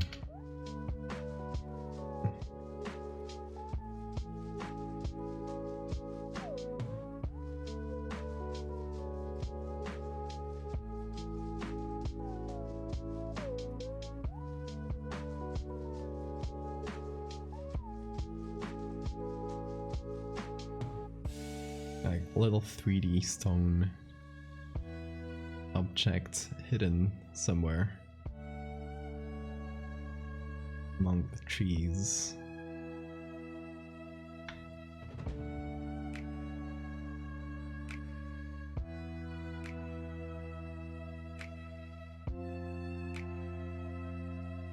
You talk.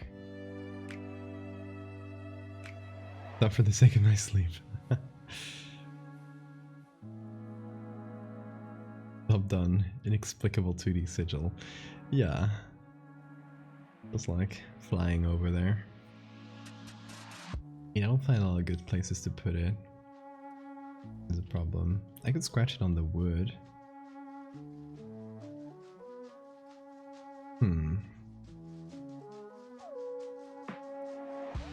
Like, this one would be subtle. But using the wood itself here.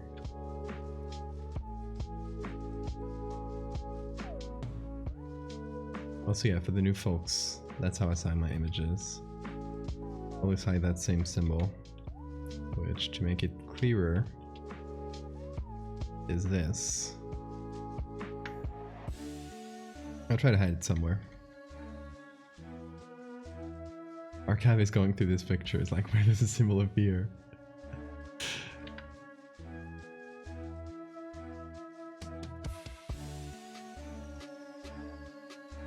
Yes, it would definitely be a clue to the whole Megalomorpha story if it wasn't my signature. If I had thought this through, I could hide little things like that in all my edits, but I'm not that smart.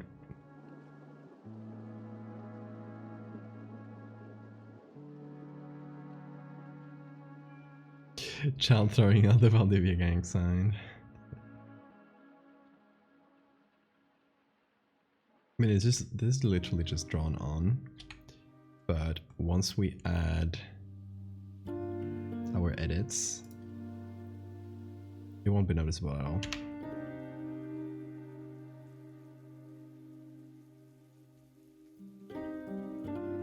Like, it's there.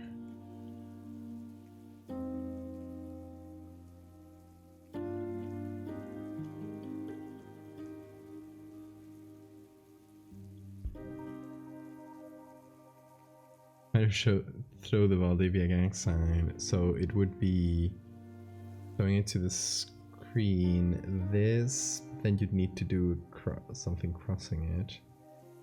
I don't have fingers for that. I don't know. Problems of trying to make up a gang sign for myself. Thanks for an explanation of how you handle creating mood in your art.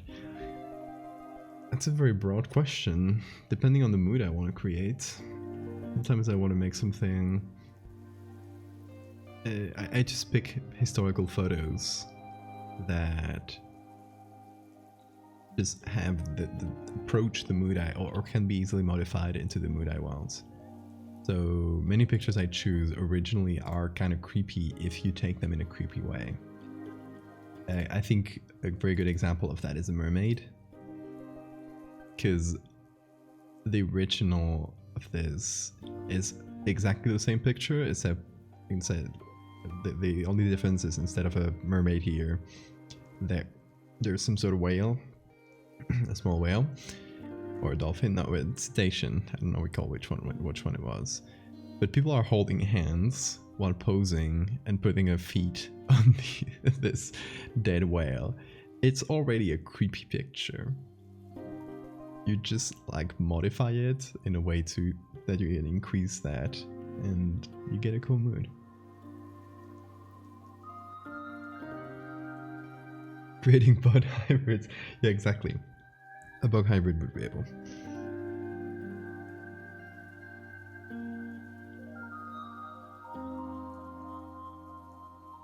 So a lot of it is just finding the right stuff. And just sometimes just by adding the element I want to add, a mood appears, right?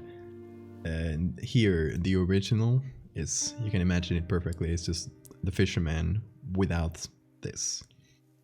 But once you add the cocoon and you see all the pictures, because there are several, this whole collection of this fisherman with his cocoon, it suddenly feels like an intimate thing between this man and this enormous bug cocoon, and like small intimate scenes.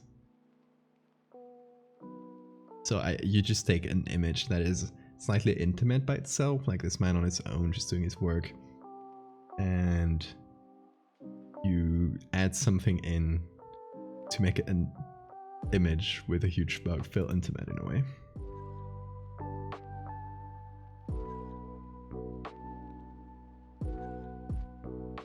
I figured out the way to make your signature into a gang sign. I'll post it in the Discord in a bit. Yes, figure out how to take a picture. That is a really good question. You have 12,000 layers. You're so powerful, Nuggets. You have ideas. Ooh. Can't wait to see. Also, if you execute anything with those ideas, post them on the Discord. That way I can see them. Also, the Discord is a great community of horror artists and people who enjoy that. So thanks for the follow, Talk. There's a creepiness in how nonchalant people are acting in the photos, as if things are okay. Yes, exactly. I really like that way of putting it. Yes, it's in a way having people acting pretty naturally around weird things gives it its very own strange mood. Let's see. And here, of course, we're talking about specifically the old school edits I do, which is not all of the things I do, but it is a good portion. Let's see.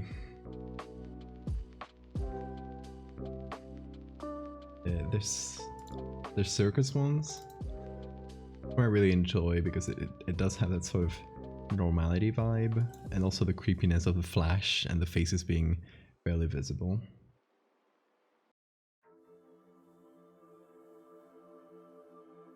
There's this one as well, where it's like a whole gathering of people. It's kind of blurry, so again, you can't really distinguish what they're doing very well. And these two, where they're like jumping on the bug and poking it with all sorts of implements, also has a similar vibe.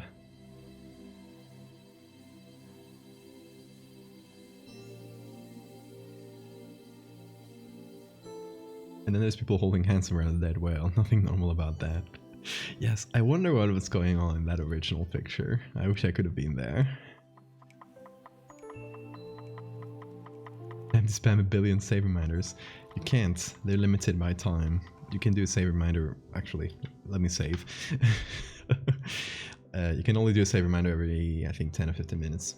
I don't recall the time I put. Discord suggestion to put in Discord only. Or can I also ask you here about it? What do you mean exactly?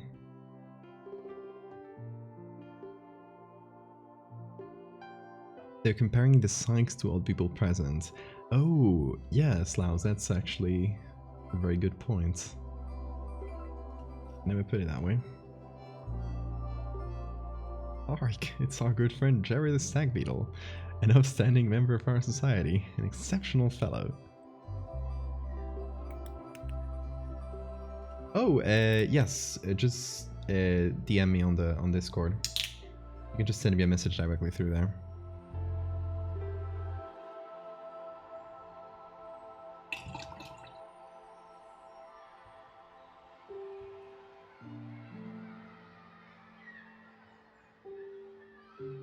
Dinner time, enjoy your dinner, sir.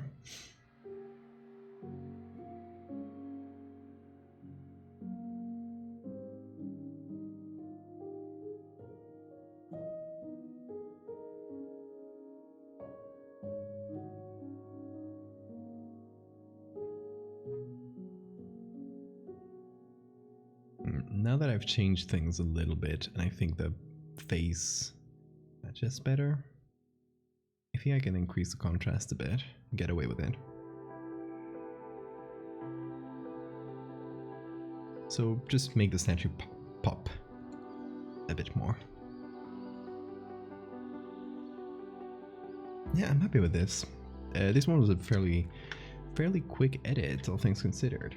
A couple hours, and we've been like meandering, so much less really. For a good chunk of it, we were looking at bugs in cars. Hey, Zafario. Zafario? Is that how you pronounce it? Thank you so much for the fine sub. Welcome to the bug cult. Let me save that as a JPEG as well. While we are at it.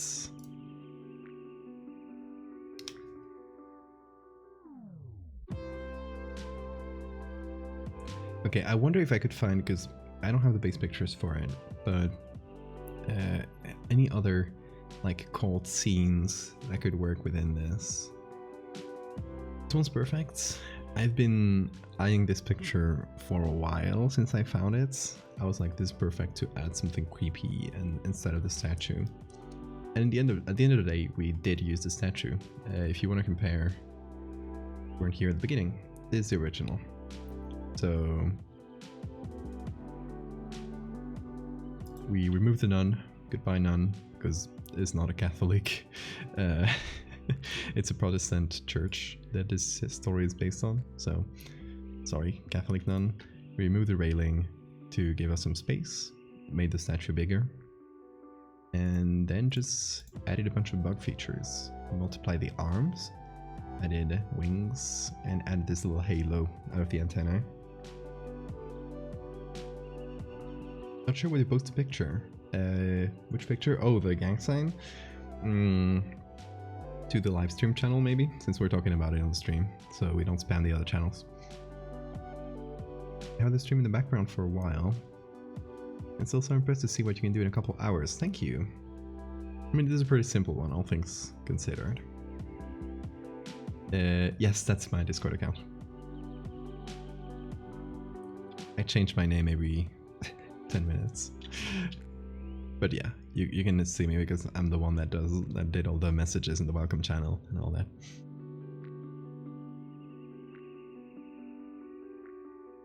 Thank you, Poppet.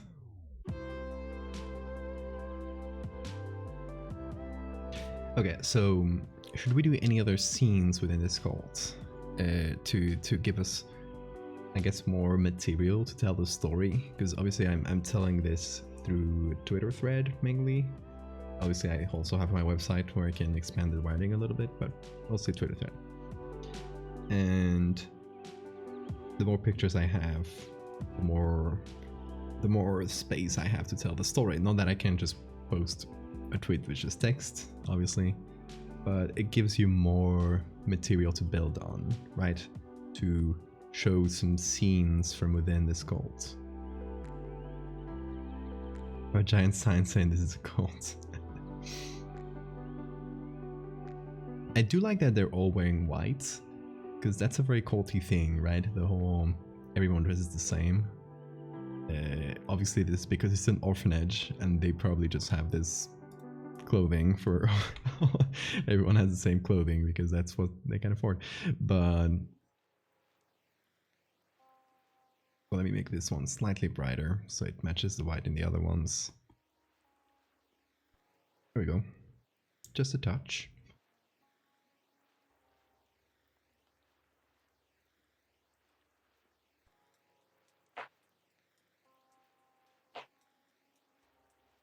It is now there. Okay. Let me see the gang sign. Okay, let me try to repeat it. So it's this VA. I guess the other way around. If you're, because you're looking at me, then this one does this. See myself in the because it's mirrored. That actually kind of works. Okay, hold on. VA, yeah? And this one does... Yeah, that works. That's the Valdevia gang sign, y'all. Gotta go to the horse I mentioned tomorrow. So I'm going to Sleepy Town. You have a good night. Yeah, I can't wait to see your post tomorrow. Well, I already know what it is, but I still can't wait to see it. So we got we have an official gang sign, y'all.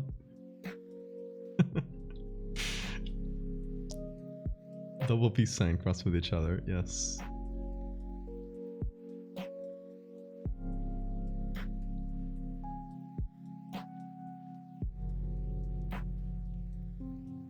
You bend your middle finger.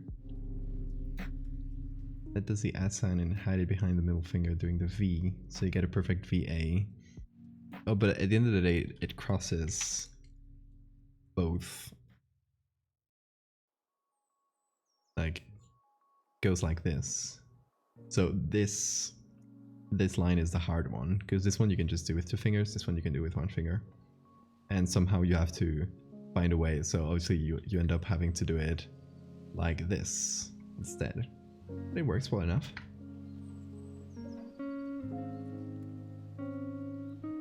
It is already perfect, exactly.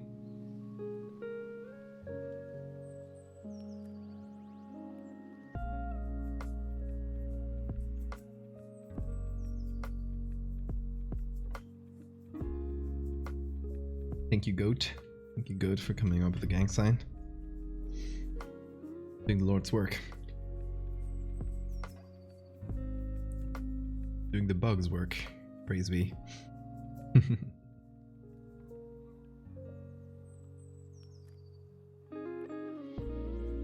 Now see, I'm silly because I already saved it as a JPEG.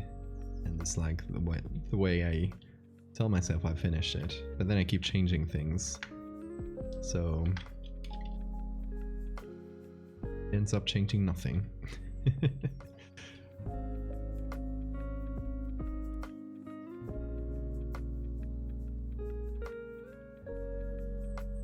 Okay, that was good. What other little cult scenes could we add? Thank you for your service, Goat. Yes. Thinking, I do have one image that could work. It is from the same church, or from the same type of church. I have it here. Hold on. Put up the browser. So this is a bishop from that Swedish kind of church, or Nordic kind of church. I don't know if it's Sweden or Norway. But they dress like this, which is, first, it's incredibly funny, because look at them. Look at those little frills here.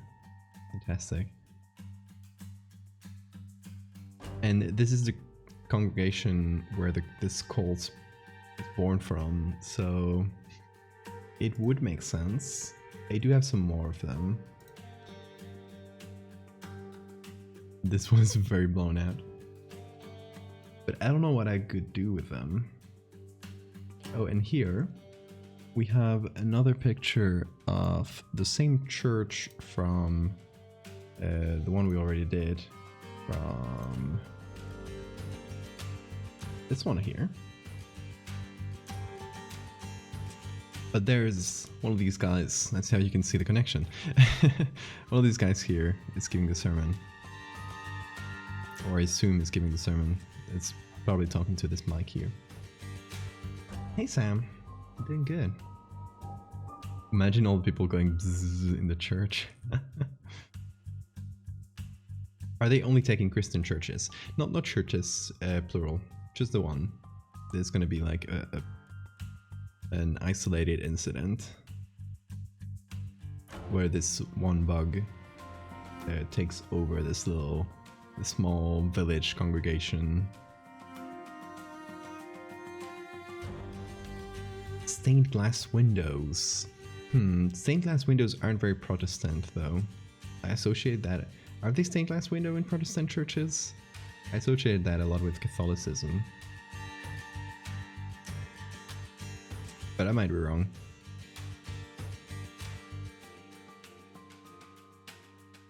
Maybe the crucifix around the neck to kind of have multiple arms. That could work as a little detail. I feel like it needs something else.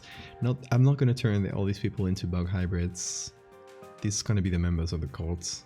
The people getting man controlled, I guess, in a way, by the bug man.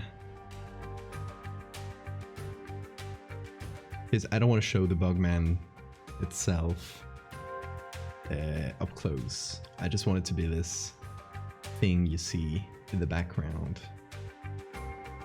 Like this picture or this picture. Right, that's as clear as you're gonna see it, and it's covered by a cloak.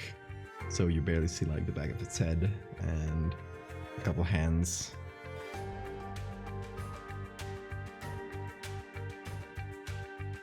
And of course the inflatable bug ass. That's important. This thing. That's what spreads the pheromones. A stick-on antenna. Yeah, I don't know what I could do with this, guys. We could do... Yeah, we could do something with the cross, for sure.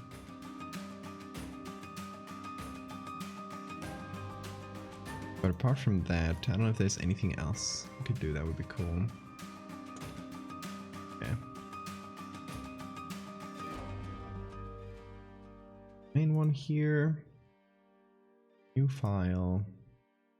I'll just take back the original in. This one here. Let's see, is it large enough? 25%. How many pixels is that?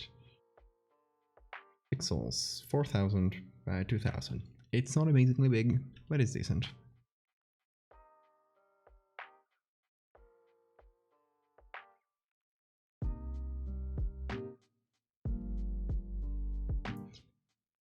A kind of meeting with the bug. A cave crypt, and you see the antenna arms. Would that work with this picture? Maybe the bug is like right outside of the frame. I can see the antenna poking out.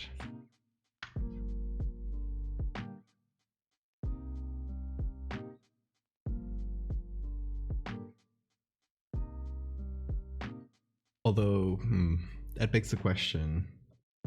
The photographer is not trying to be mysterious here. Within the story, these pictures are taken by a photographer that goes to visit the church. And one of the plot points that I wanted to make clear is that the church doesn't let the photographer see the bugman. Like, he's being kept away from people because it's kind of a secret. So he probably just manages to catch these pictures. Oh no, this and nope, that's the commission I was talking about. These two pictures in secret, like he just sneaks into one of the church services and sees that. But he wasn't allowed, so probably if he's taken a portrait of the bishop or whatever his title is, we couldn't put a bug here in the corner because that would be like, why did he see the full bug and why didn't he take a picture of it? So it would be cool though. No bugman for the photographer.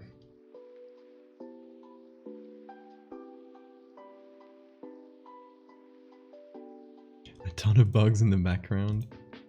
That would be cool. I don't know if it would be too noticeable, but that would be cool. Okay, first things first.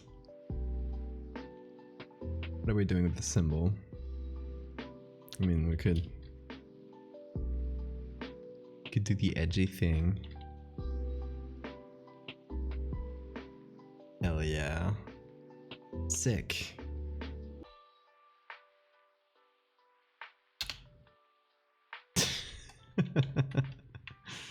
Much cooler like that. They now respect them. It reminds me of a church in Ethiopia that claims to have the Ark of the Covenant, but they won't let anybody in to see. I love that.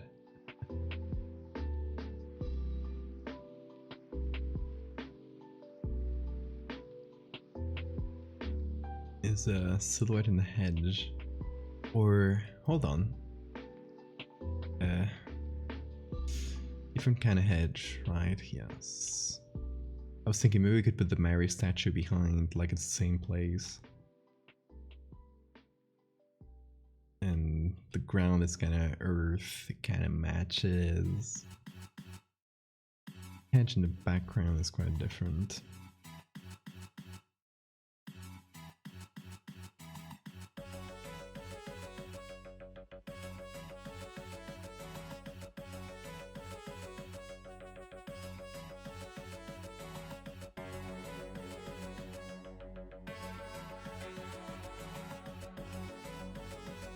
Yeah, we could change the crucifix by a completely different symbol.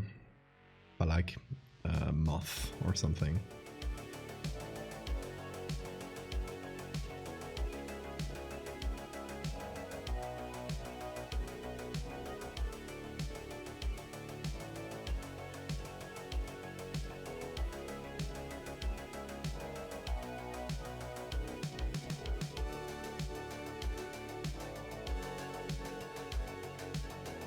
So I don't know, let's give that a try.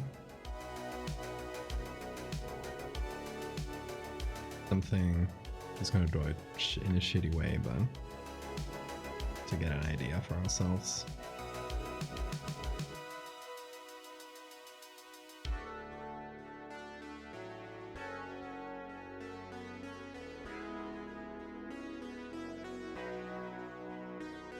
A Valdevia logo.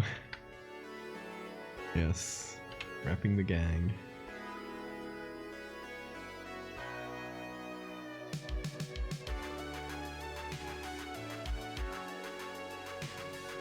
This might be too big. With the bling though.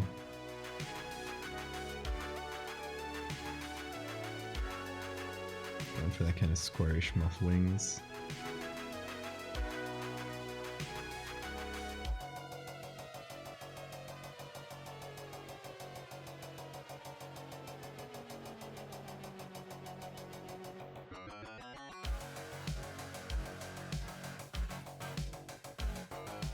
Something like that could be fun.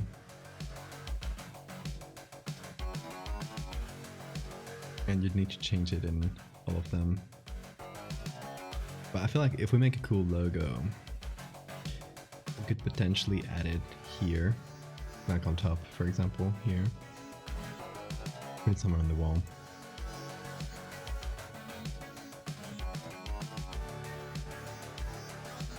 Cook and that pizza puppet, enjoy. Yes, Plymouth. One I used for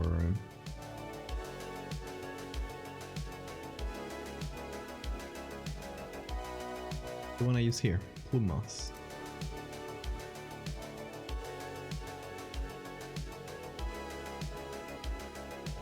Hey Mechtel, a nerd was telling me a whole D&D campaign for the last hour. We were making bug statue again. So this one's based on a Virgin Mary. That's gonna go with this. It's gonna be a story about a bug god.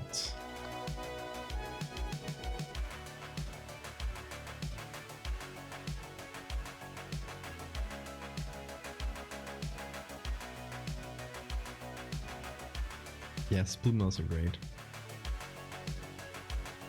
I feel if we push the shape of the moth a little bit, and we make the body pointier, like longer, could work as a sort of pseudo cross.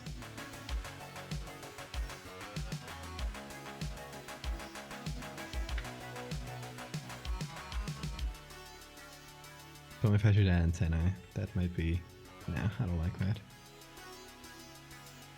Yes, Plumos T-pose.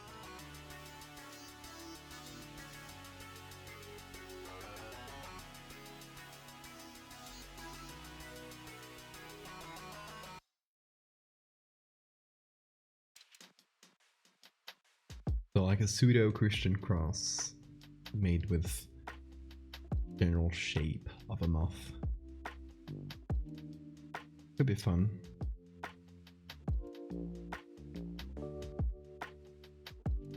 Let me actually get some cool moths. Hold on.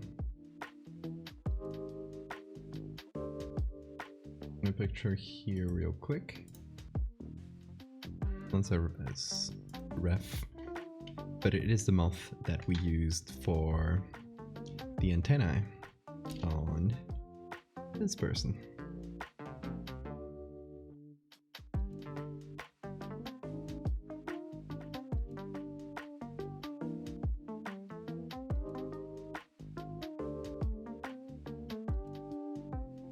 I do like the wing shape of this one a lot too.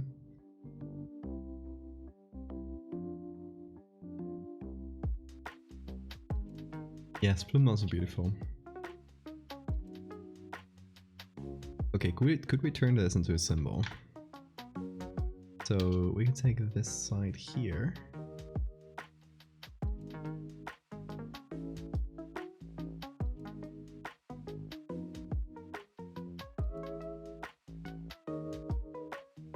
And hold on. Go.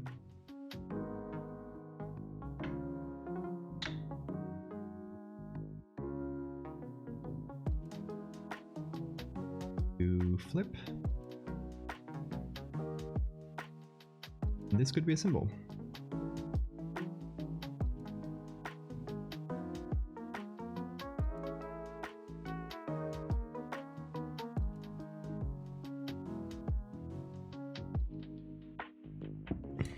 Okay, let's let Photoshop selected. That was not great.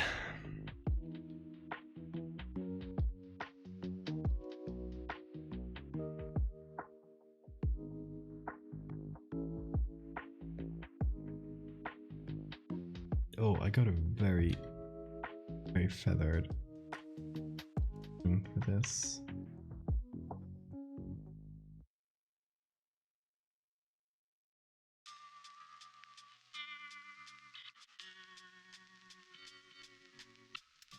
Okay. A corner here.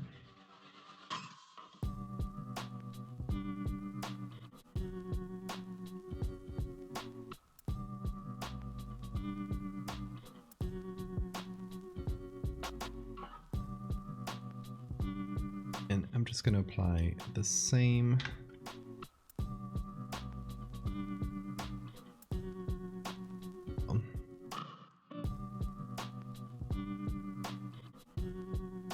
flip.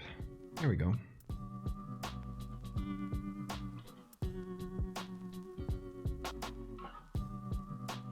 Okay, I guess it's not exactly a Christian cross, but if we take this shape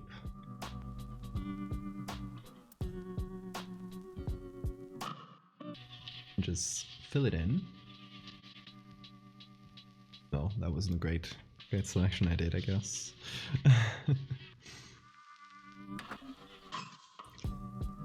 Pretty glaring errors.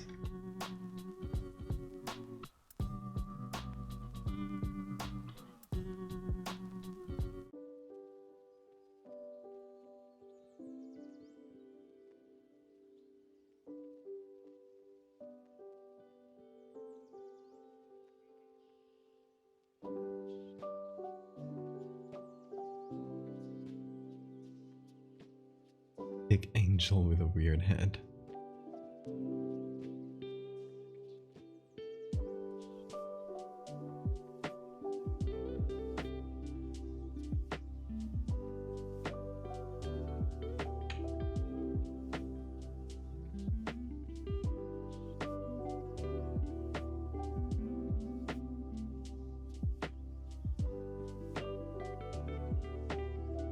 Okay, let me cut that well.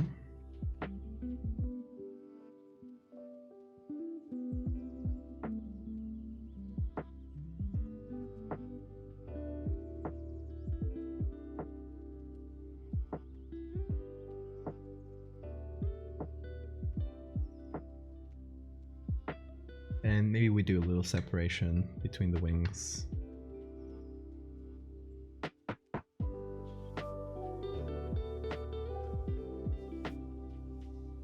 To here.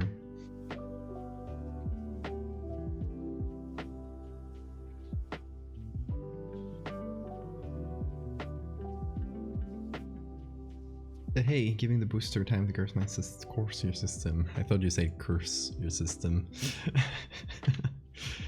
Cursed by the booster. You have a good night, Caracan. Getting that science juice. Hell yeah, get that science juice, everybody. Enhanced 5G signals. That is what we give out in the stream. One gives out 5G signals. Especially that mosquito that's flying around me. Taking vengeance for all these insects I'm wronging with this.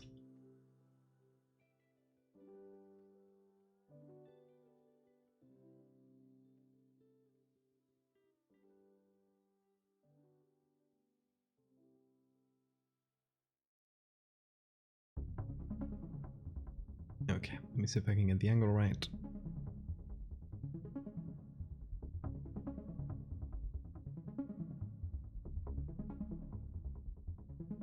How about that?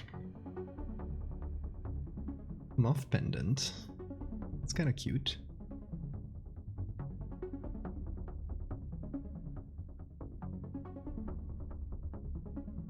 Okay, let's see. I'm matching the original one, getting the same tints, blurring it slightly. I'll keep this in the background because it gives me an idea of how blurry it should be. Like 04.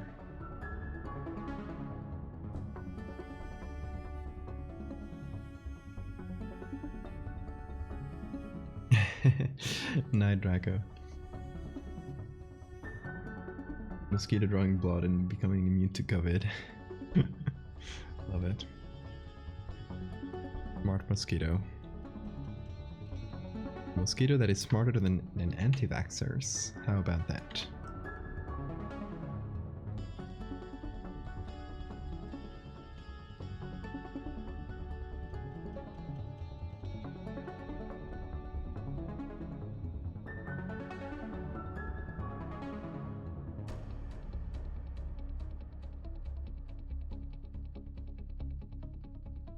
We'll have mosquitoes in this series.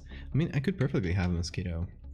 They are within the species that have full metamorphosis. So, yeah, it would fit. But I haven't had yet. I would just need to find a place for them to fit.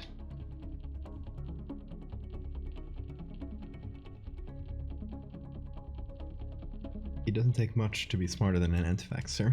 True.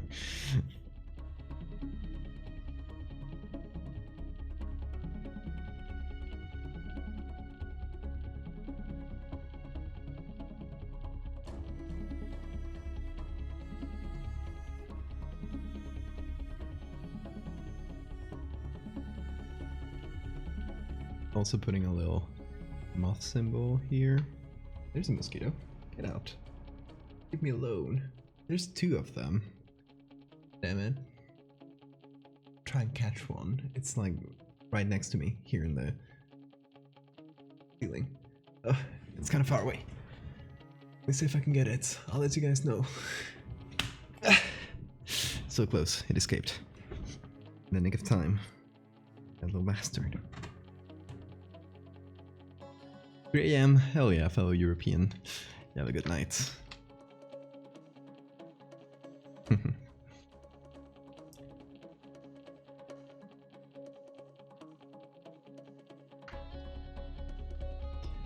Fellow European night owl, we love it. Good night talk.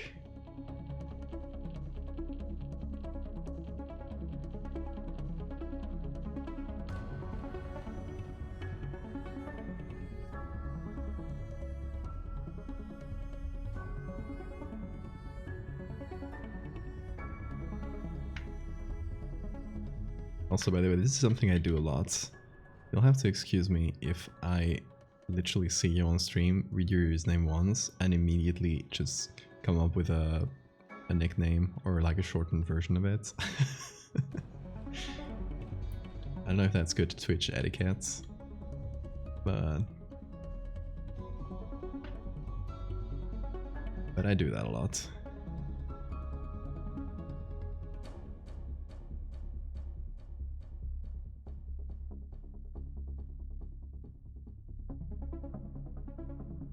Some usernames are long though. What's pogging champs? Hey, voice squirrels.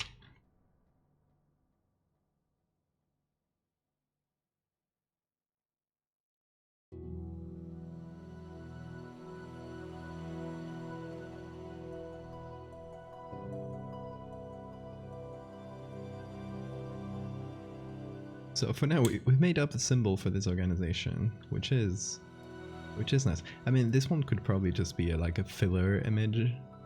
Like, maybe we don't need to add that much to it. Maybe it can just work like this. They're already weird and creepy enough with those get-ups, so they look like they come from the 18th century.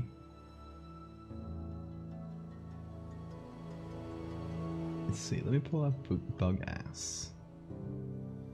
Bug ass. Because we can add the bug there, the symbol which is painted. Oh.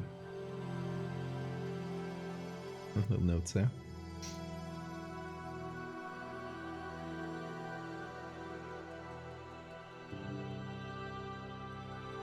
You could just transplant this in the symbol there, somewhere.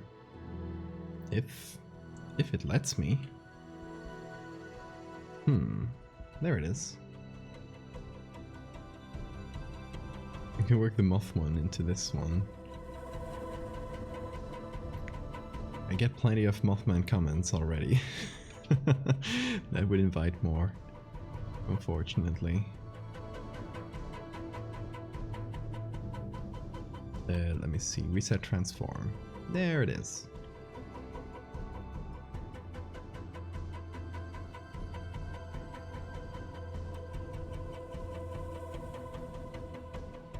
I did do a Mothman piece some time ago. It also happened in Sweden, so that is a coincidence. Let me show you. Find it. So that was sometime in 2021, yes. Beginning of 2021, February. I did these 2 pieces. I still really like this one. I think it was a fun take on Mothman. It's a bird. It's an owl. Well, the wings are an owl's. I guess it has little human feet. Another one here, just hanging out in the roof of this burned station, and it was fun because I managed to find the actual station before it burned. This is the building that's burning here. So it was fun because I managed to find that, and I could build that into the backstory.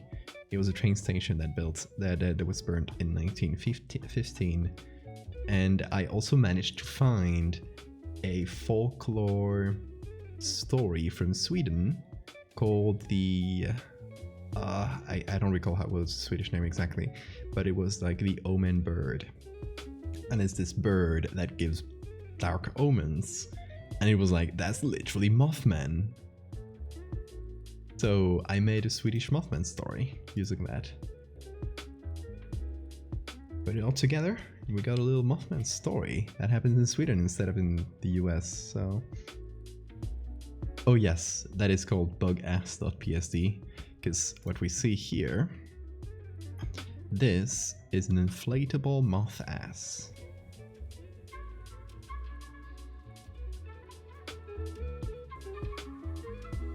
Also a thick Mothman statue? Oh, we did. Chernobyl Mothman story 2, yes.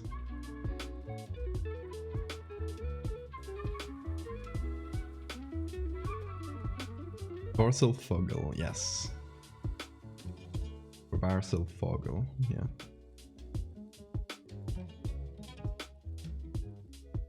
So yeah, it all came together nicely. I even found a backstory for it.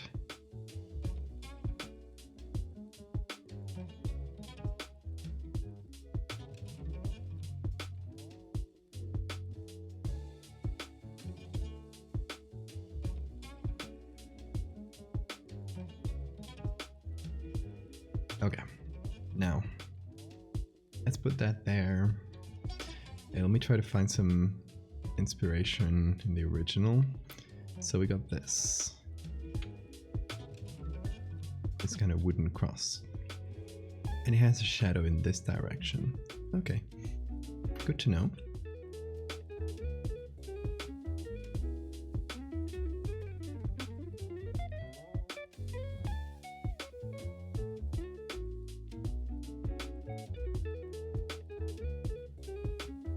Let me see. Let me quickly do a cast shadow action. Oh, that's large.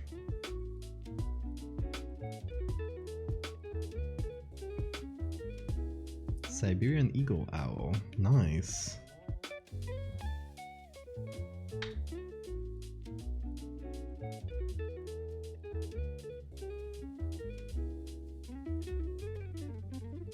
That was dope.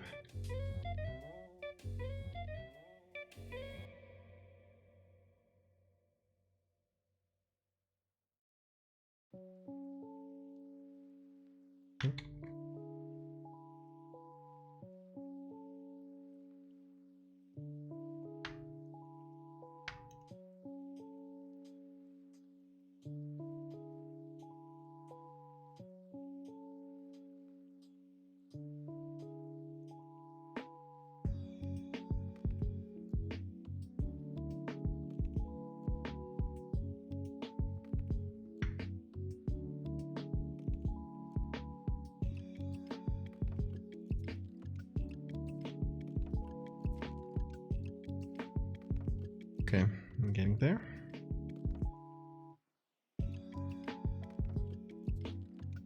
Okay, not terrible.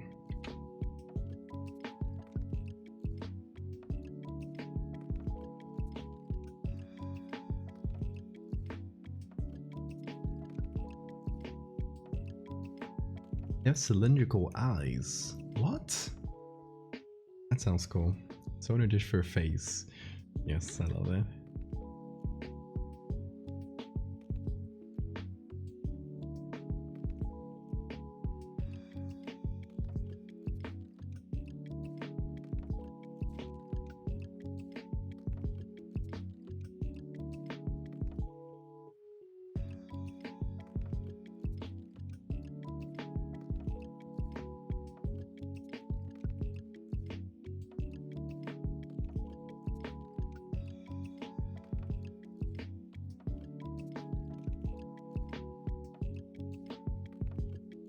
Okay, so this just gets a little bit lighter.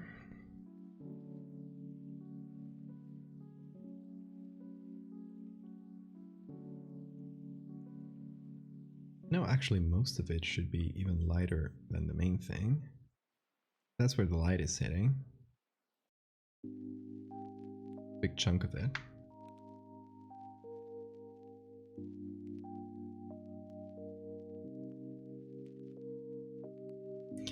Now this would cast a shadow going like this.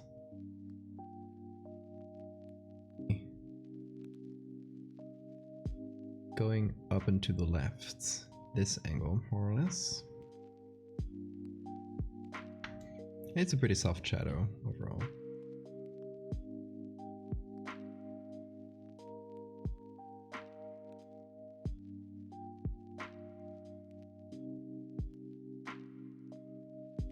You do this with a regular cast shadow.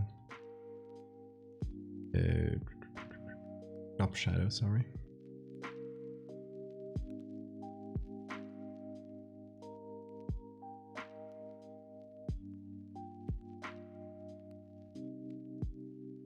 So it should be something like that. Stormy Eevee. To the fellow.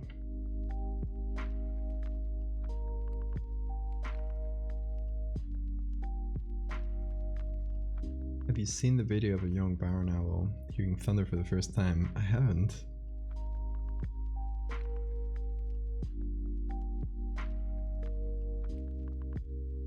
Sassy owls. I love it.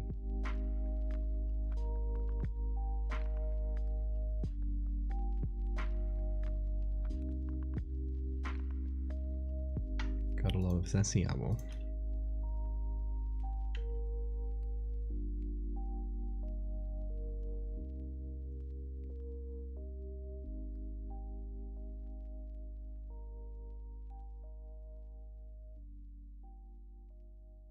4020 NTR. Thank you for the photo.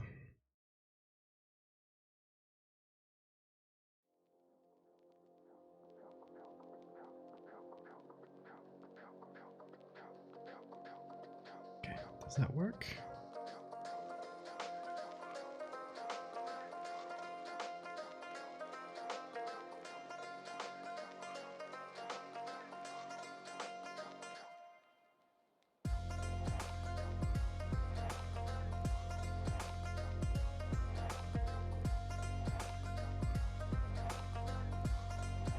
Something like this.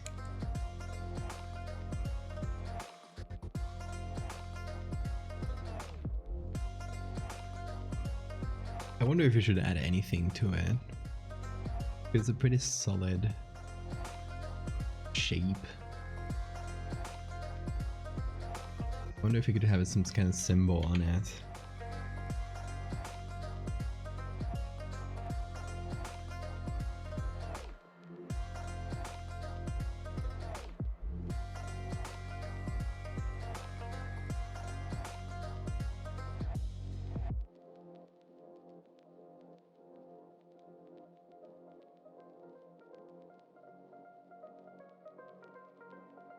What kind of symbol could it be? An eye. It's like very quality, but too obvious.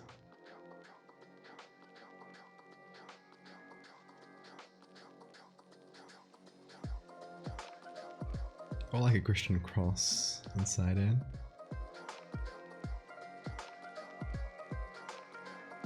Eye spots, yes. That's actually genius. Would they be cut in? It's painted on.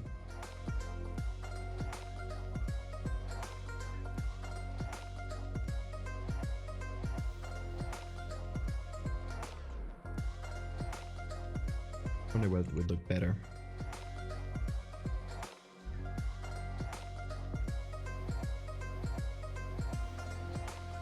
Something like that. Or like empty inside. Cool.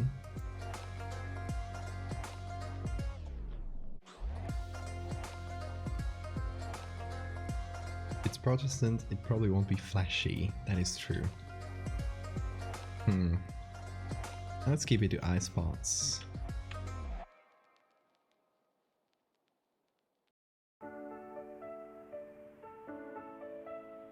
Let's paint them with white and then maybe just like carve them out.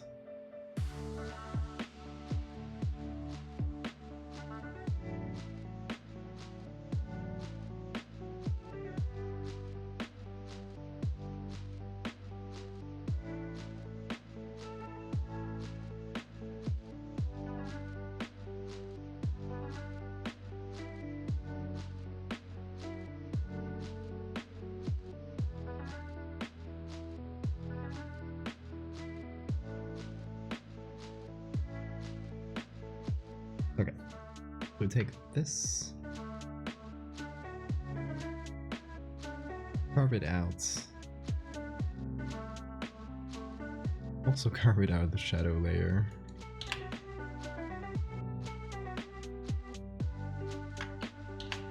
There we go.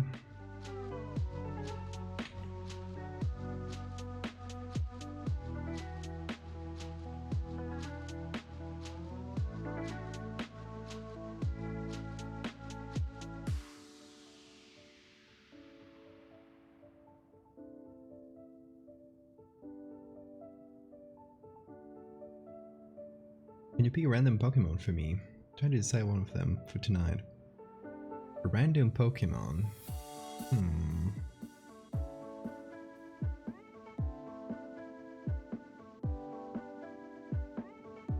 Now I'm forgetting every Pokemon name.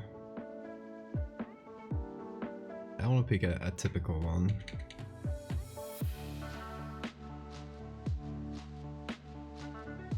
The one from the competitive team I had.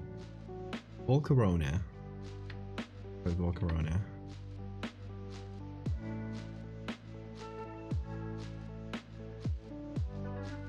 It's a cool design too.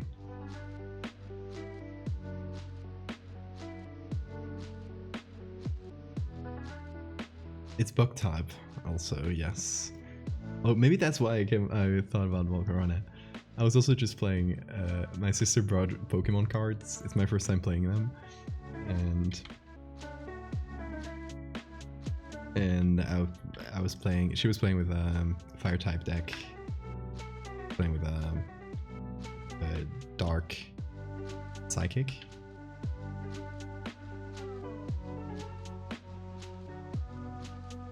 And she had a Volcarona. So it all matches. It's a day for bugs. The updated Pokemon rap BDG made, yes. Video.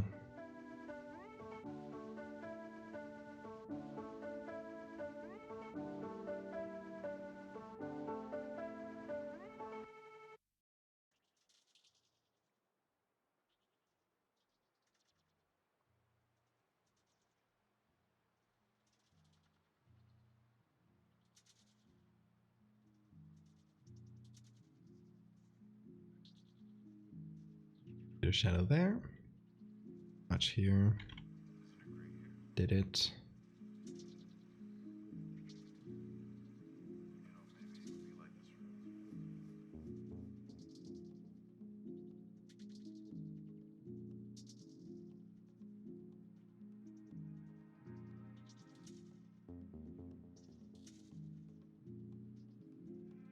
I don't recall which one is Swadloon.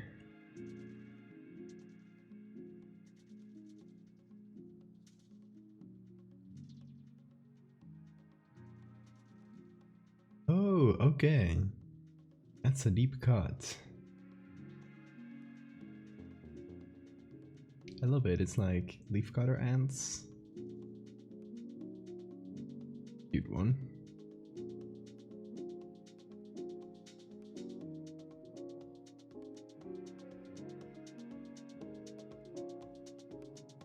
It is adorable. Okay, I like the symbol. I'm gonna make it a bit smaller though.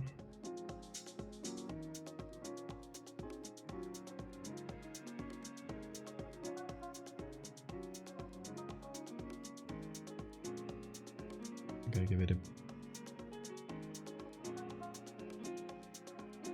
more lighting down here.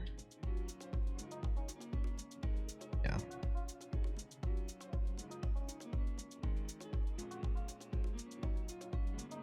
Okay. This all would be, yep, symbol.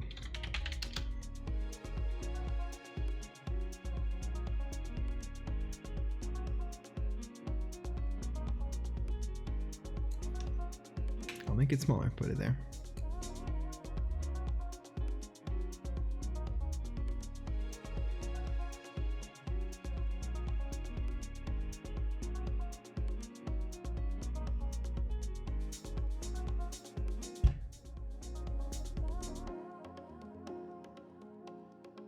See, and by me not remembering Pokemon names, you might think I'm like not too into Pokemon. The fun thing is I've played like all the main ones since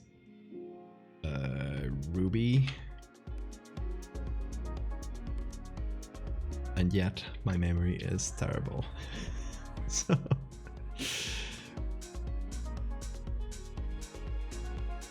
my brain just forgets.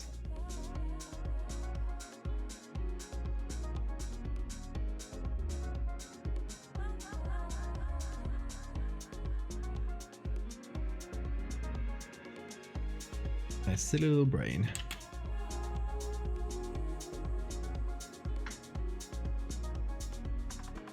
Okay, check the difference. Yeah, nice.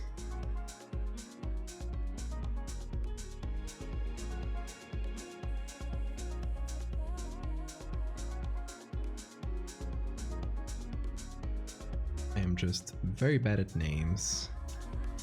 There we go, we have now a symbol for the organization. I wonder if we should change it here.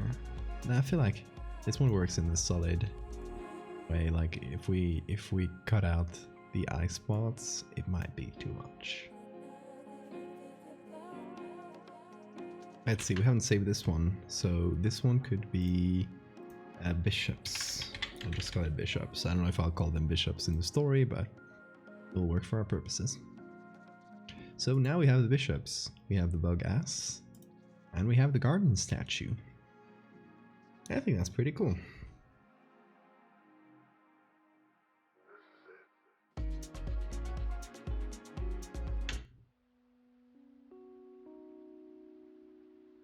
I wonder, I probably think of more things to do for this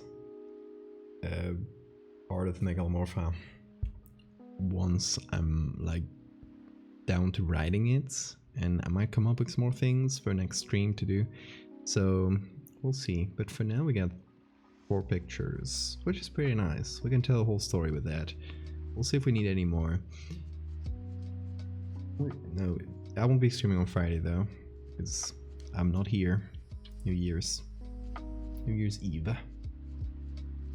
Yeah, I think in terms of edits, that does it for today. Let's jump into chat and into camera and chat. I tried cutting out circles in the upper part of the wings. Where? In the small one. I think that's necessary. I think we show better the silhouette in this smaller one with just that. And this one can have cut out holes. It's bigger. Bugs buzzing back to the lyrics of Dorime. Oh, someone needs to make that. Yeah, I'm really happy with the statue we did today. It's still, will probably require some touches, but we'll see. I'll probably find things to change tomorrow.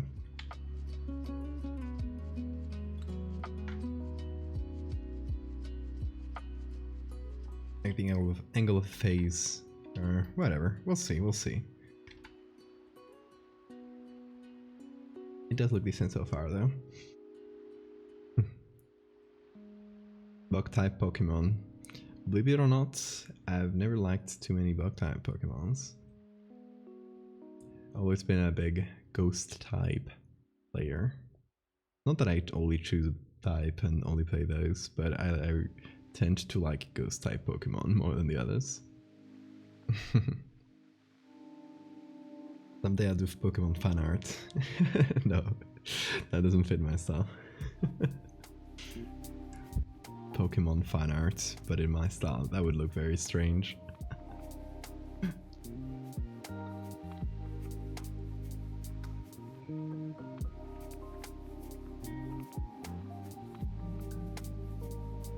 I always pick grass types. Green and brown are just good colors. And grass types are fun as well. I tend to pick grass types as the starters, but I tend to ditch my starter pretty quick.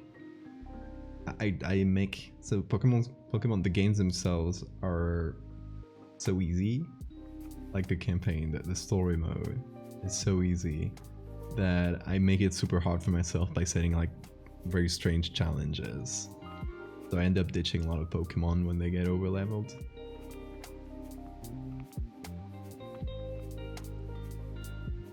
Taking the archive photo of a Victorian street and Photoshop a Gala coughing. Oh my god, that design. That design really is something, isn't it?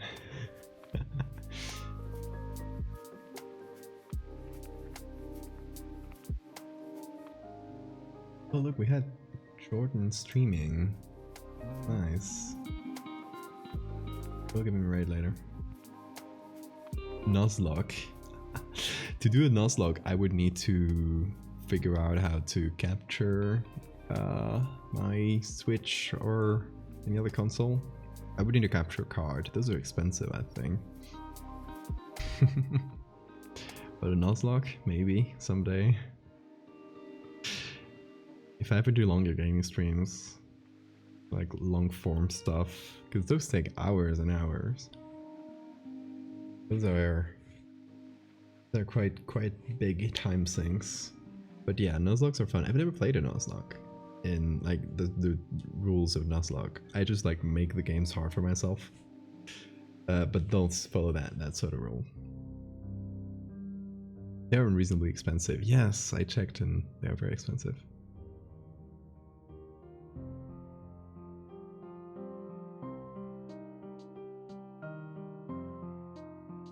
But yeah, maybe next Pokemon game I'll make a bug team or something to fit the vibes. I just like the shiny hunt. Oh my god, I don't have the patience for that. I'm incapable of doing that. I don't even have the patience to breed the Pokemon to get like the good ones with the good what is it, EVs or IVs, the ones you breed.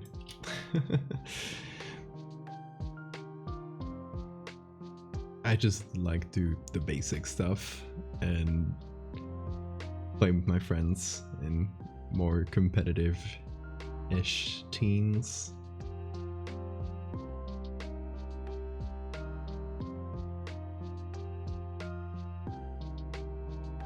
Yeah, the IVs are they're boring to grind. It's annoying. Yeah, I just make a fun team that has a cool strategy to it. Try to make, I don't know, cool Pokemon that by themselves just have a cool strategy, or that in combination work nicely, like one sets up the other sweeps. That kind of stuff is fun.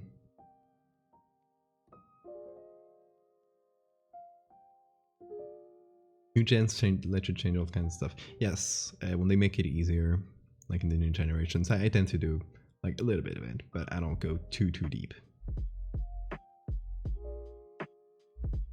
But that's it. That's as deep as I go.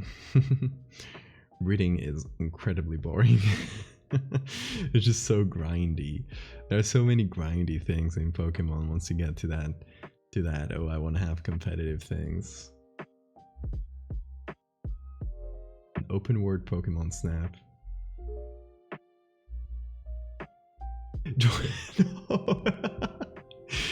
Jordan, I literally said I'm about to raid Jordan. I even had you on a separate tab. Sorry, word. How's everyone doing? Hey guys. So we're doing, if you don't know what I do Photoshop horror things, and today I was doing this bug synced statue with a bunch of kids looking at it, and we got this other image of the church this is taking place in. So this is going to be a whole story about this little congregation, little church in Sweden. For now I'm placing it in Sweden, we'll see. Might be like around the area, a little Protestant church that gets invaded by this bug man that has an inflatable ass like this. It has like an organ that can spread pheromones, and it starts like brainwashing everybody and creates basically cults around itself. So yeah, Bugman here. We got the bishops here. Well, this would be the bishop. This would be just the priests, whatever. And here we have a statue in the garden. So Saint vibes with a. Well, it's originally a Mary statue, but you know, with bug parts.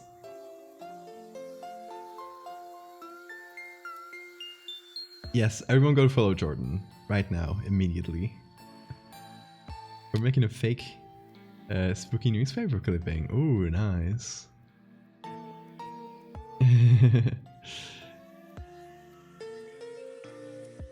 So yes, this goes into my bug series, which is called Megalomorpha. And I now have a command that will show you everything.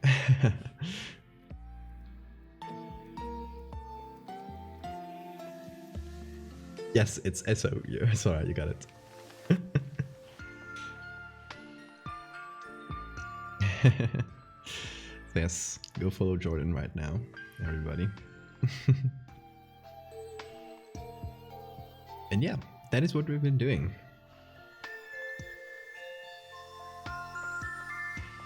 Yeah, I wonder what I'll lead with. If I'll lead with, I might leave this to the end. I also have a second picture for this, which is set in at night in the same church, because I happen to find several pictures of this church. Or not at night, but with windows closed. So you can see they closed all this row of windows. And we just have this tiny spots of light. And there in the dark, you can see the shadow of the Bugman. So yes, I got two with the same thing here. I also made a little symbol for the church, which is a moth, of course. They were originally Christian, like devoutly Christians, and that got like slowly corrupted into this cult that I guess is separate already. Garden 1 is a good lead because it takes a second. Put me to shame. No, I don't.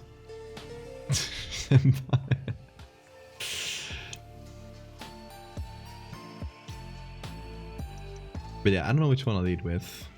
We'll see. It'll depend on how I structure the story. Because I have the idea of the story in my head. I have the pictures. But I still have to like put it together. Do the writing part of it, which is the easy part once we have the images, which are the harder ones. Those just need a little bit of filler spoken from the mouth. No, so the only Bugman here is the one that's controlling them. Its, I guess, intention is to slowly take over and use all these people for its own reproductive cycle. And it won't get there. The story won't get there. Something will go wrong. Someone will go rogue, burn the church or something.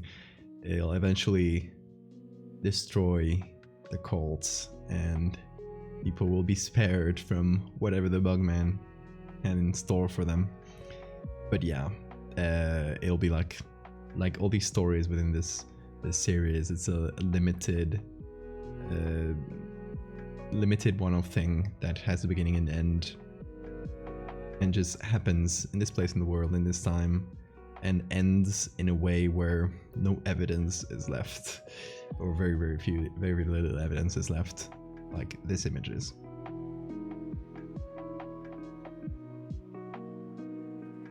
Writing notoriously easy. I mean, I don't have to write a lot. My writing goes as deep as a few tweets of content, and I already have it figured out in my head, so it's all like putting it into words. So at this point it's just like the execution that's left. Stop fucking with bug Jesus. It's busy with bug shit. Poor cults never catch a break.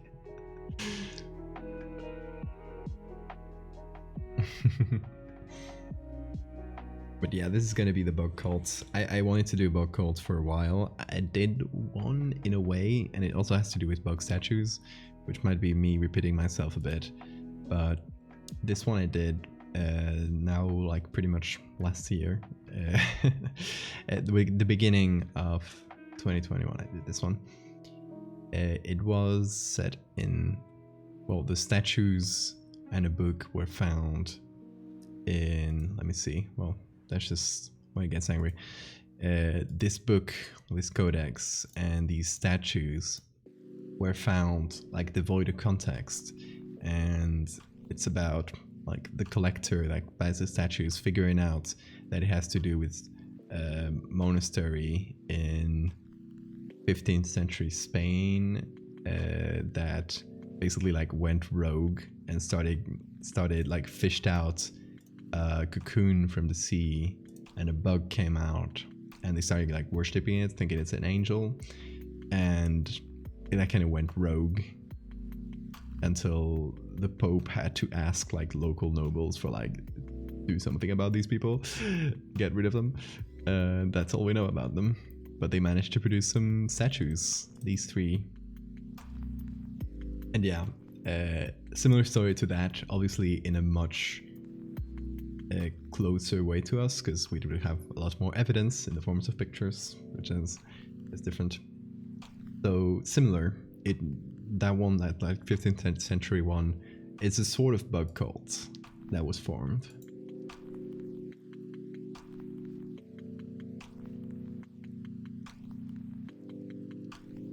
Can never have too many bug statues, that is true. They never expected eggs in the statue. The gun, yes. It's in the, so I keep scrolling by it because I'm just scrolling through the pictures in this folder, and the gun one just happened to be there because I made it and I saved it in the same folder for whatever meme, I don't recall. I think it was to reply to some NFT person or something. It was something like that. Oh, and then there are little bugs living in it, but that's just a little touch. And then there's a clean version of this, which I made first before integrating into the images. There we can see the bugs crawling around.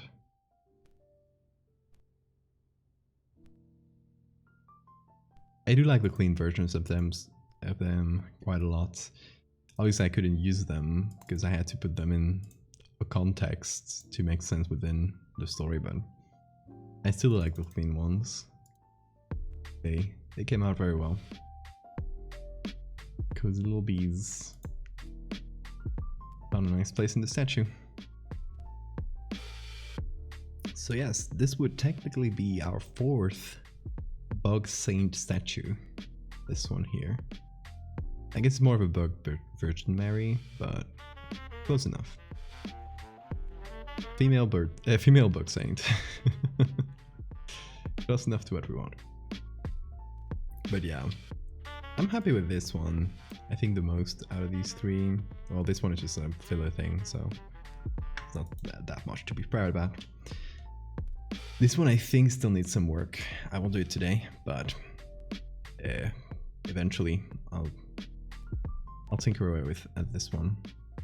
And when I'm happy with it and the writing is done, I'll post it. So possibly next week, if everything goes well, if I don't have too much to do.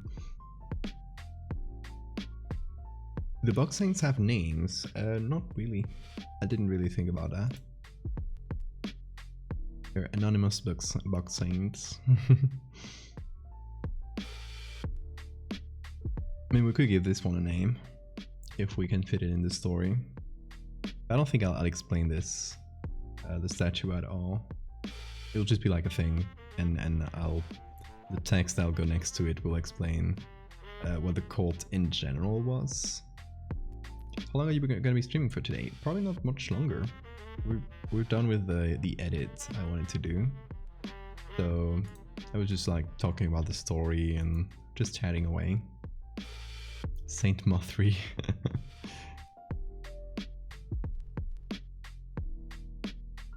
This one's a wasp, so it would be a name that sounds like wasp. No, it would probably just be a regular name. Mother of God. A lady of vermin.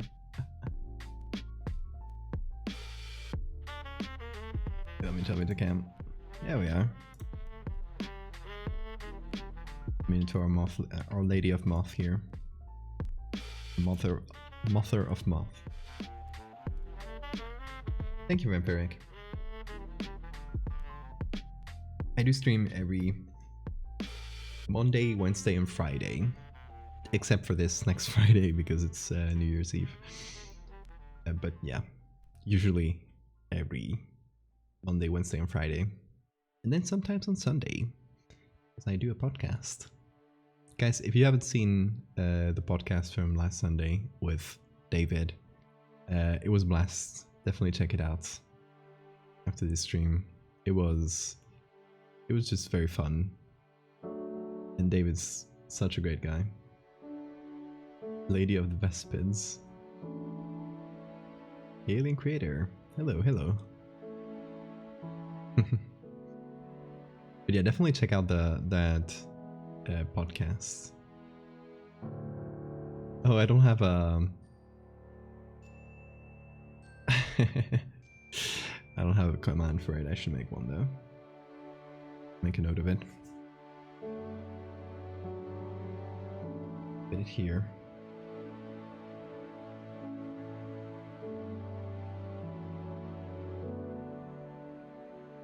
There we go.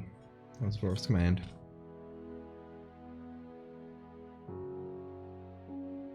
You know anyone who's good at making emojis?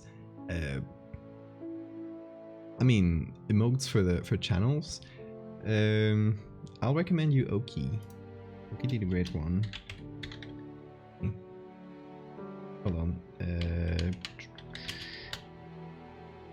There you go. That'll lead you to their Twitch channel. You can check out their Twitter and stuff if you want to send them the DM through there.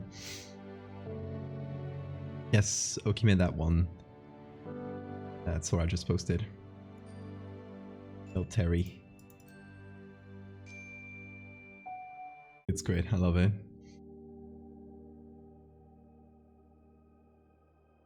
Russian for God is bug, but that's suspiciously close to bug. It all fits together. It all comes together. I never made anything in Russian. Well, obviously, when I make this series, I am pretty limited to like Western Europe and America, because that's where most of the archives, at least the ones I can access without language barriers or anything, that's where I can find things. So that makes it quite hard to find things from outside. I do try to keep this series, Megalomorpha, I do try to keep it like very spread around the world. And you know, I have one in Antarctica, I have one in Africa, in Hawaii. I try to spread them out a bit, but yeah, eventually you are limited by whatever archives you can find and language barriers. Russian has its logo that looks like a bug. Coincidence? I don't think so.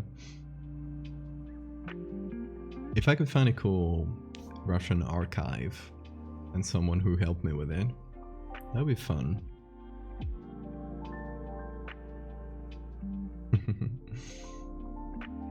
I don't know, they're honestly like, this series technically, I could keep going for an arbitrary amount of time.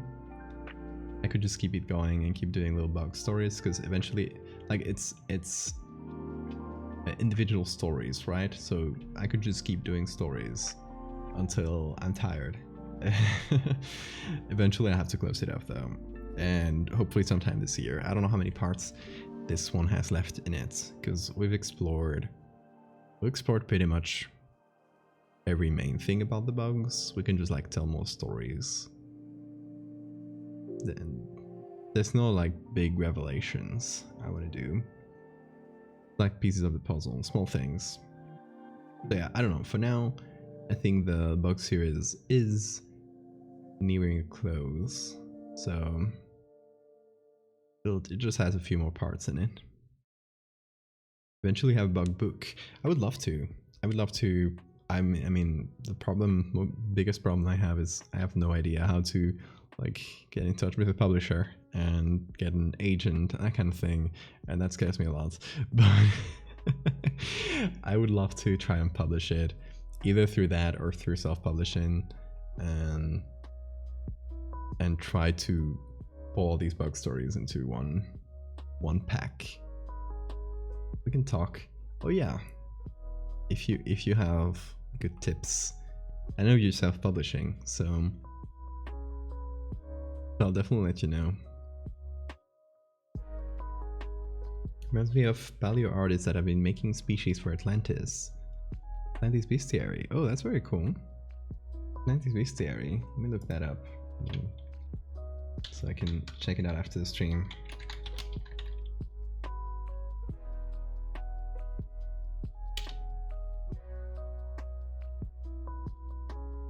Yeah, I'll check it out later. That sounds very fun. Oh, book deal. Hell yeah. Oh, we need to talk. We need to talk. I'll be picking your brain. Yeah, I think mostly I just need an agent or something. I just don't know, like, who to call. But yeah, congrats, Jordan. That's fantastic. I wish I had a book deal. Well, I technically got offered one, but it was not for the kind of thing, for the thing I want to do. So it's still, I still haven't said yes to that. It's for another thing, but agent is harder but easier with your art portfolio. Yeah, I'm wishing that that has me like will lead to better chances. But yeah, I probably need to have like a manuscript at least, right? Before even contacting an agent. So I would need to pull all the book stories I have and put them into a manuscript, I guess. Or at least like a presentation and say like kind of like as an idea and said I could expand on this, right? Turn it into a more long form thing. Agents for you would not be the same agents for me and pure prose writers. Yeah, that makes sense. I want a bug book. I'll figure out a way to add it to my workplace. Yes, add it to the library. Spread it. Yes, I'd love to have your expertise. That would be really helpful. Cemetery pictures would work for Megalomorpha. Yeah, it could be nice. Statues, more bug statues. We need to find a like a way to make it make sense, but yeah. I do love a good bug statue. You guys know that. My publisher is the same publisher who did another wolf book and the Effin Birds book. I don't know what the book does with those books, but I'll have to check them out.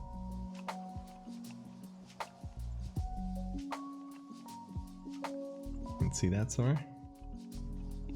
Oh yes, that's very good. I love a good cemetery statue.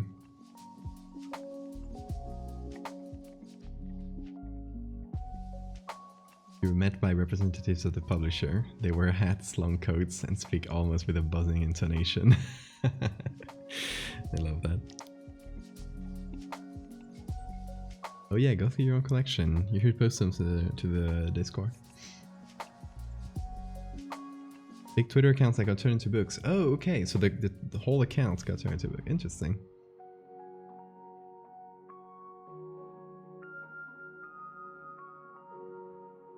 Yeah, then yeah, those sort of publishers would probably be the best. Like trying to find someone that understands that kind of thing, right? That has worked before with more online stuff, because that would probably be like the main avenue. Books based on the contents for the account. Yeah, that makes sense. They're capturing the Twitter people. They're turning them into authors. Dirt Lamps. Hello. What are you doing? You catch us at the tail end of the stream where we just like chat. But we did this little bug lady statue. Fun fact, the face on that statue is one of those, hold on, what's the name? I forgot already. One of those murder wasps or murder hornets, yes.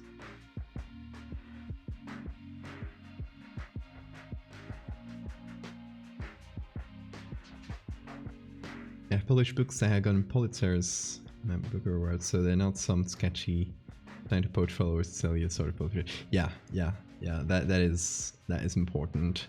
I know there are a lot of publishers that are kind of like predatory, that try to get like people with no experience and squeeze them into bad contracts. So yeah, that is something I should. That's something that scares me about the whole thing, and why I'm not super confident about approaching publishers or anything. You did your research, yes, as you should. Yeah, if you're approached by them.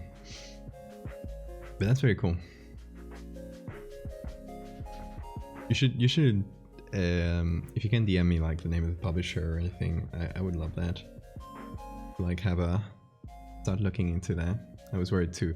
Yeah, I understand. That's something I should look at very, very close before you sign anything. God, but a book deal would be so cool. Eventually, I hope I can turn this little bug series into a book. Or the fractal series. I'll literally throw everything I got to them. see what lands. But yeah, I would love to do some sort of found footage book sorts. Some like collection. So the ideal form of the Megalomorpha book is like if you, well, just for people who are not familiar. If you don't know what Megalomorpha is, check out that link. All the stories in Megalomorpha are this sort of like compilations of documents and photos. They're like found footage in a way. They're like found stories. The ideal form of the Megalomorpha book would be I just send you a binder that's full of just random papers out of order and you put it together. Like, I don't care. I would just send you the files and you have to figure everything out. You have to put the pictures and the papers together, and it's all a mess. Some of them are like crumpled up, bent. That would be the ideal form. That will never happen because that would be impossible to do at any scale except for like one.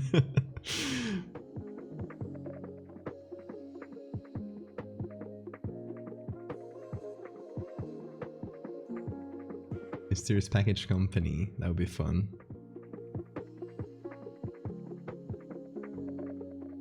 Beehive Books, do they do that sort of thing?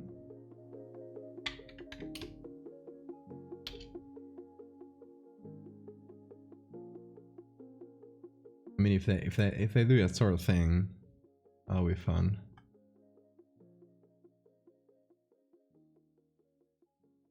Just publish an edition of Dracula that is exactly like that, but it comes in a suitcase. Ooh. I mean, that would be amazing. Oh yes, Dracula the Evidence edition. Oh, that is extremely good. That is so cool.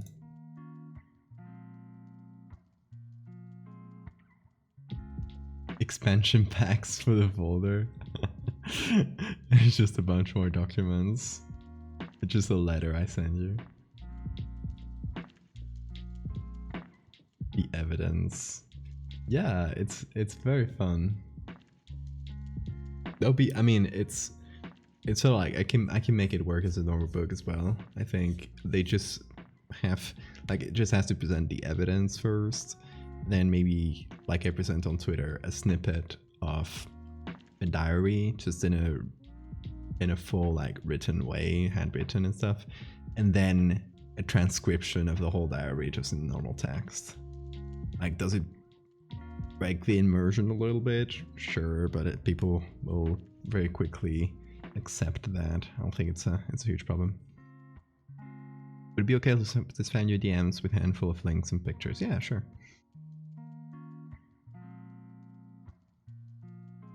What it looks like. I'm a learned individual. What it is.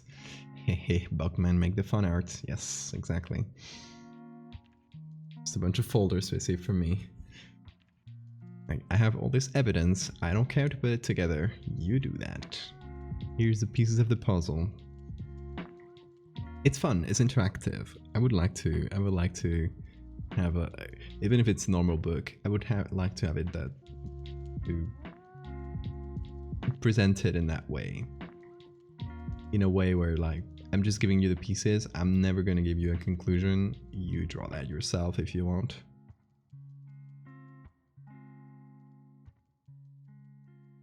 Beehive hired me to write a 5,000 word live tweet thread on their account.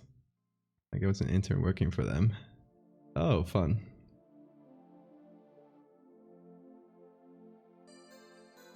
Have you seen Tyler Thrasher art? Tyler Thrasher does ring a bell.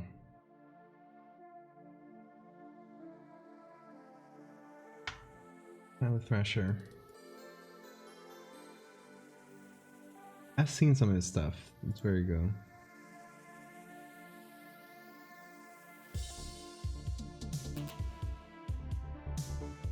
Someone picks it off the shelf, having no idea what it is, and think you're insane and assemble into a conspiracy. Exactly, that's a good feel.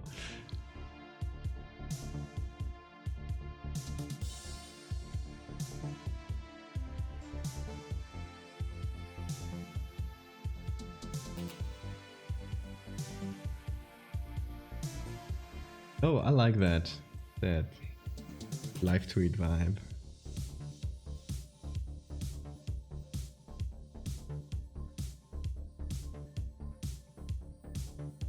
That's cool.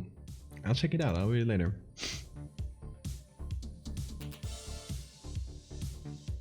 I've done some first-person things, and they're very fun. Well, I've done one first-person thread thing, and I want to do more.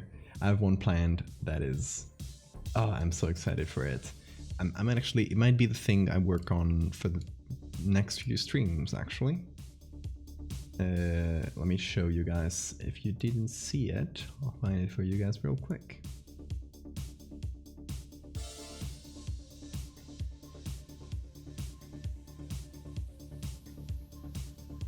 There's a thread. It's a whole thread where I find out that my family is haunted by this ghost, and I go back several generations down to my great-grandfather, and how the ghost has followed us for all these generations, and it's all presented in a way where I'm like live tweeting it through an evening. It was very fun. I do want to do another one, and it's going to be even longer and more involved. And I'm gonna try to involve some like more audience participation in it, but it's gonna be about exploring this whole enormous abandoned megastructure or something like that is underground, just underneath my house, something like that. And I go down into expeditions into that thing, and it's gonna take like maybe a week to tell the story, right? It's gonna be like slow going, and it might be a few days where I don't tweet at all, and I'm restraining myself from not tweeting like at all from those days. I like completely abandon my account to make it seem like I've disappeared into this megastructure. That is the vibe I want to go for.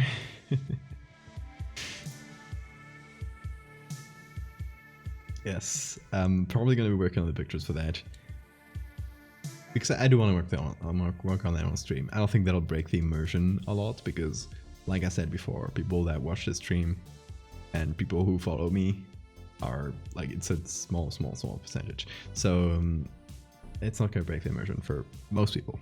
And if you guys know, you can play along with me. So that's fun. It's also nice to have some people like that are inside the, like in the joke, I guess, that are able to play along with you and pretend it's all real. I can't believe this is Val's last tweet. Anyway, here's one of all. Yes. But I don't know exactly, because I still haven't written it, and I think I want to write it before, in this case, it's the other way around. I may want to write it before, or at least have the structure and the pictures I want to use, even if I haven't written the exact thing. I have the structure, the pictures I want to use, and once I have that, I'll start making them and trying to make them to the specifications of what I want to tell. But it's going to be like phone pictures, and eventually, yeah, it's going to start like very normal. Like it's just a corridor. Then it's just like a room. Then it's like a slightly bigger room. Then it's like a weird corridor. That kind of thing where it's escalating from a normal space that looks like a maintenance space, slightly industrial, into going into what looks like a big factory, into like literally enormous spaces where you can't see the other wall. Like it's underground but huge and dark and encompassing, that kind of thing. I had plans responding to the live tweet thread, hyping up the has someone check this internet's going on. What is going on? Hysteria. I love that. Yes, definitely. The plans are important. They're part of fun. Like people taking it seriously. So the people who are going in and are like, ooh, is this real? On that first glance, we'll see people replying genuinely and we'll be like, oh shit, this might be real. And that like piques the interest. Obviously they'll realize it's not, but I hope sometimes that doesn't happen. But yeah, there's been some good examples in Spanish Twitter that I can't really show you guys because those were years ago.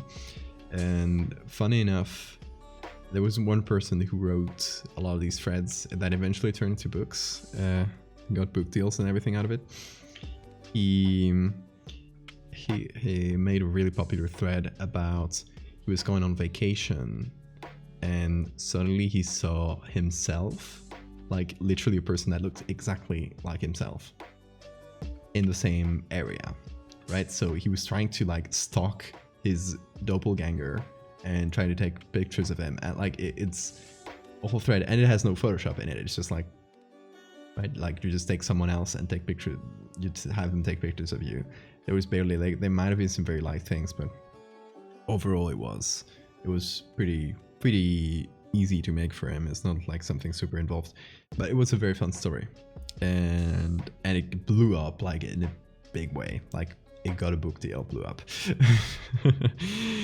and that guy eventually made a bunch more of these Twitter stories through like sock puppet accounts and stuff, and he found out about my thread where I find my family's haunted by ghosts, and we chatted. It's very nice. Manuel Bartual, yes. Would you imply that you went in there unprepared and eventually lost all the feeling of hunger, thirst, and sleep? I wouldn't make it that, like, I don't want to make it paranormal in that way. I want to make it feel like it's a real space. Like, I don't know. I would go in with food and stuff. Eventually. At first, I wouldn't know I would go in on an expedition. So it would start with a small expedition where I'm like just going a few rooms in and checking out what the hell is this. It seems to go deeper. Maybe I should bring a torch and and eventually I go in. It keeps going. Maybe I should bring a backpack and some stuff and maybe like leave a trail of coins or something to get myself back, and you know, kind of goes like that deeper and deeper until, yeah, eventually I go so deep I get lost. That kind of thing. I still haven't written exactly. Like I have a lot of the beats I want to hit, but I still haven't put them together. And I need to do that before I start working on the images, so I know what I'm looking for the images.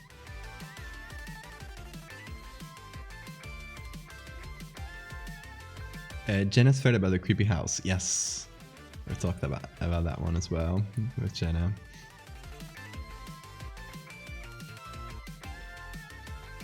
And real estate, yes. Jenna Stever did a great little thread that had exactly that vibe. Let me see if I can find it for you real quick.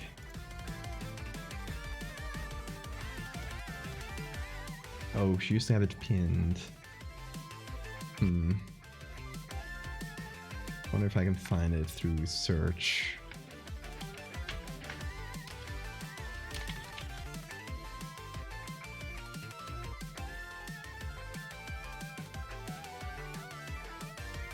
Also reminds me of Simon Pegg's Twitter prank, going up into his attic and coming back down like days a week later, acting if he hadn't been away for ages. I love that.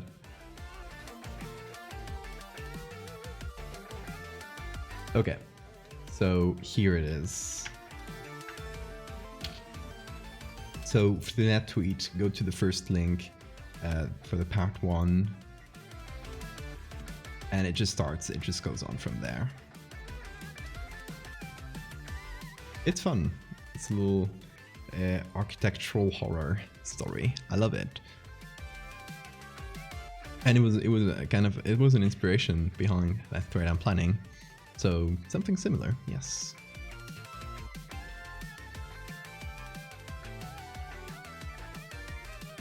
It's a very good type of horror. And I've been thinking about doing something with it. Something with that style for a while.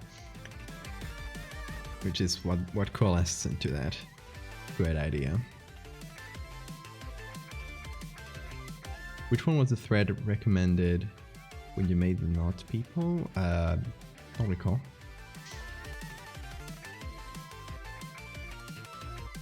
It's a good trope that is a lot done with it. Can always hold more. Yes. Yes. It's a lot done with it, but not that much compared to most horror.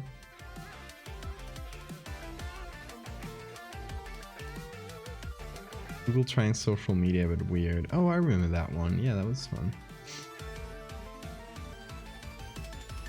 Yeah, I do love a good creepy Twitter thread that masquerades as a regular Twitter thread.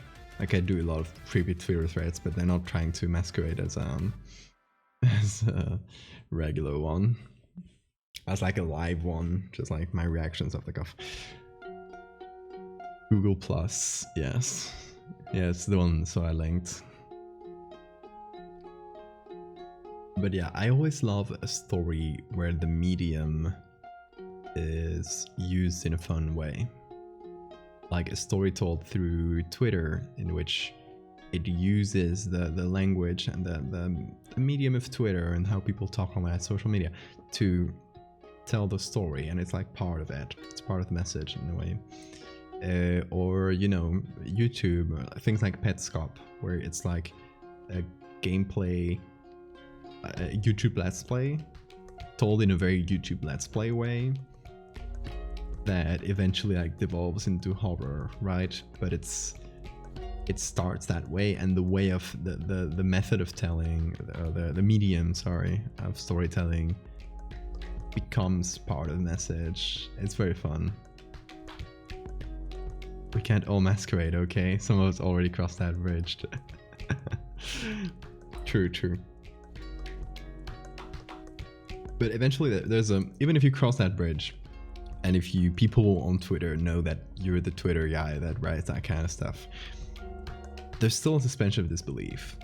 And there's still a thing, if the weird Twitter thread goes outside your circle, right? It reaches that critical point of virality where people see that don't know who you are. For them, it'll be that same experience. So obviously it has to get that to that, but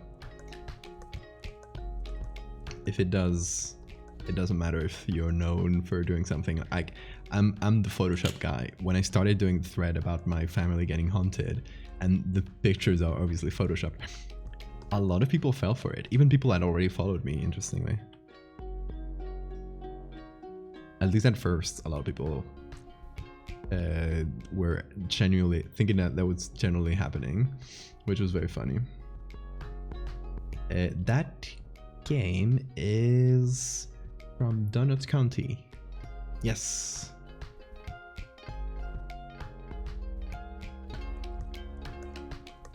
I've been using product review sections of items to write small horror stories from the perspective of having bought the item. Yes. That's fantastic. I love that. Yeah, that's a great example of using the medium. I just replayed yesterday. What a coincidence. It has a cool soundtrack. It's very, very unique. But yeah, I think that'll do it for today, y'all. How long has it been? Nearly 4 hours. Yeah, we've done bug statue, which honestly didn't take that long, but we've been chatting for a long while now.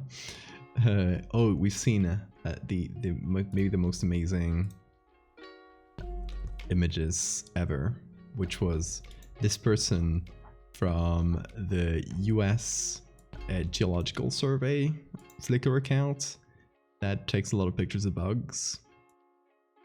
Well, they took pictures of bugs in cars, and you know, that is extremely good of them. Like, look at this. Look at this shot. I almost rated you. I had you in another tab. It's so cute, isn't it? And the fun thing is we found it in this government agency Flickr account. It's really funny. So yes, we're looking for Brooke Goggins to commend them for their amazing job of putting bugs in cars and taking pictures of them and posting them in an official government agency Flickr account.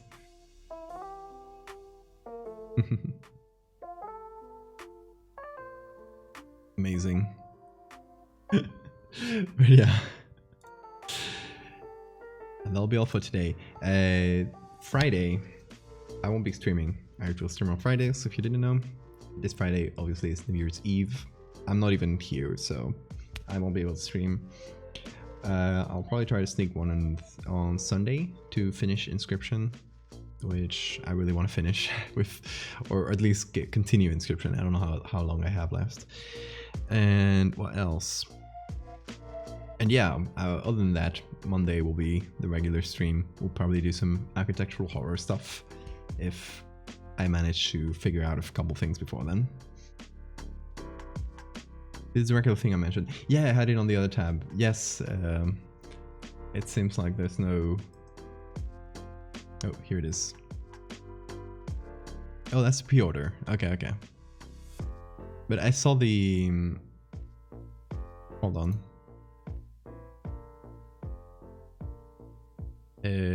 Oh, that's a pre-order.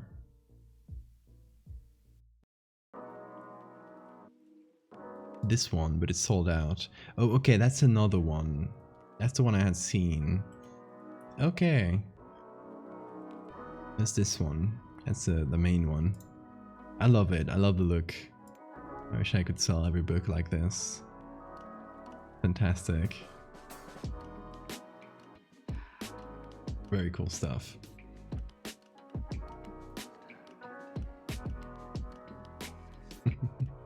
Yeah, 4 versions. Oh, very cool. Yeah, definitely. I'll try to get in touch with them. We'll see. It's a very good option.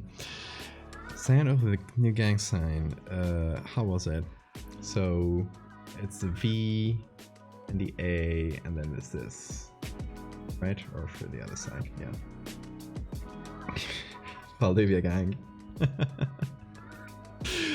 Anyway, yeah.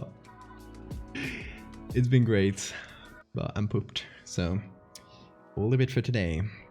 I'll see you guys on Monday for sure, and maybe on Sunday to play some Inscription. But yeah, guys, take care.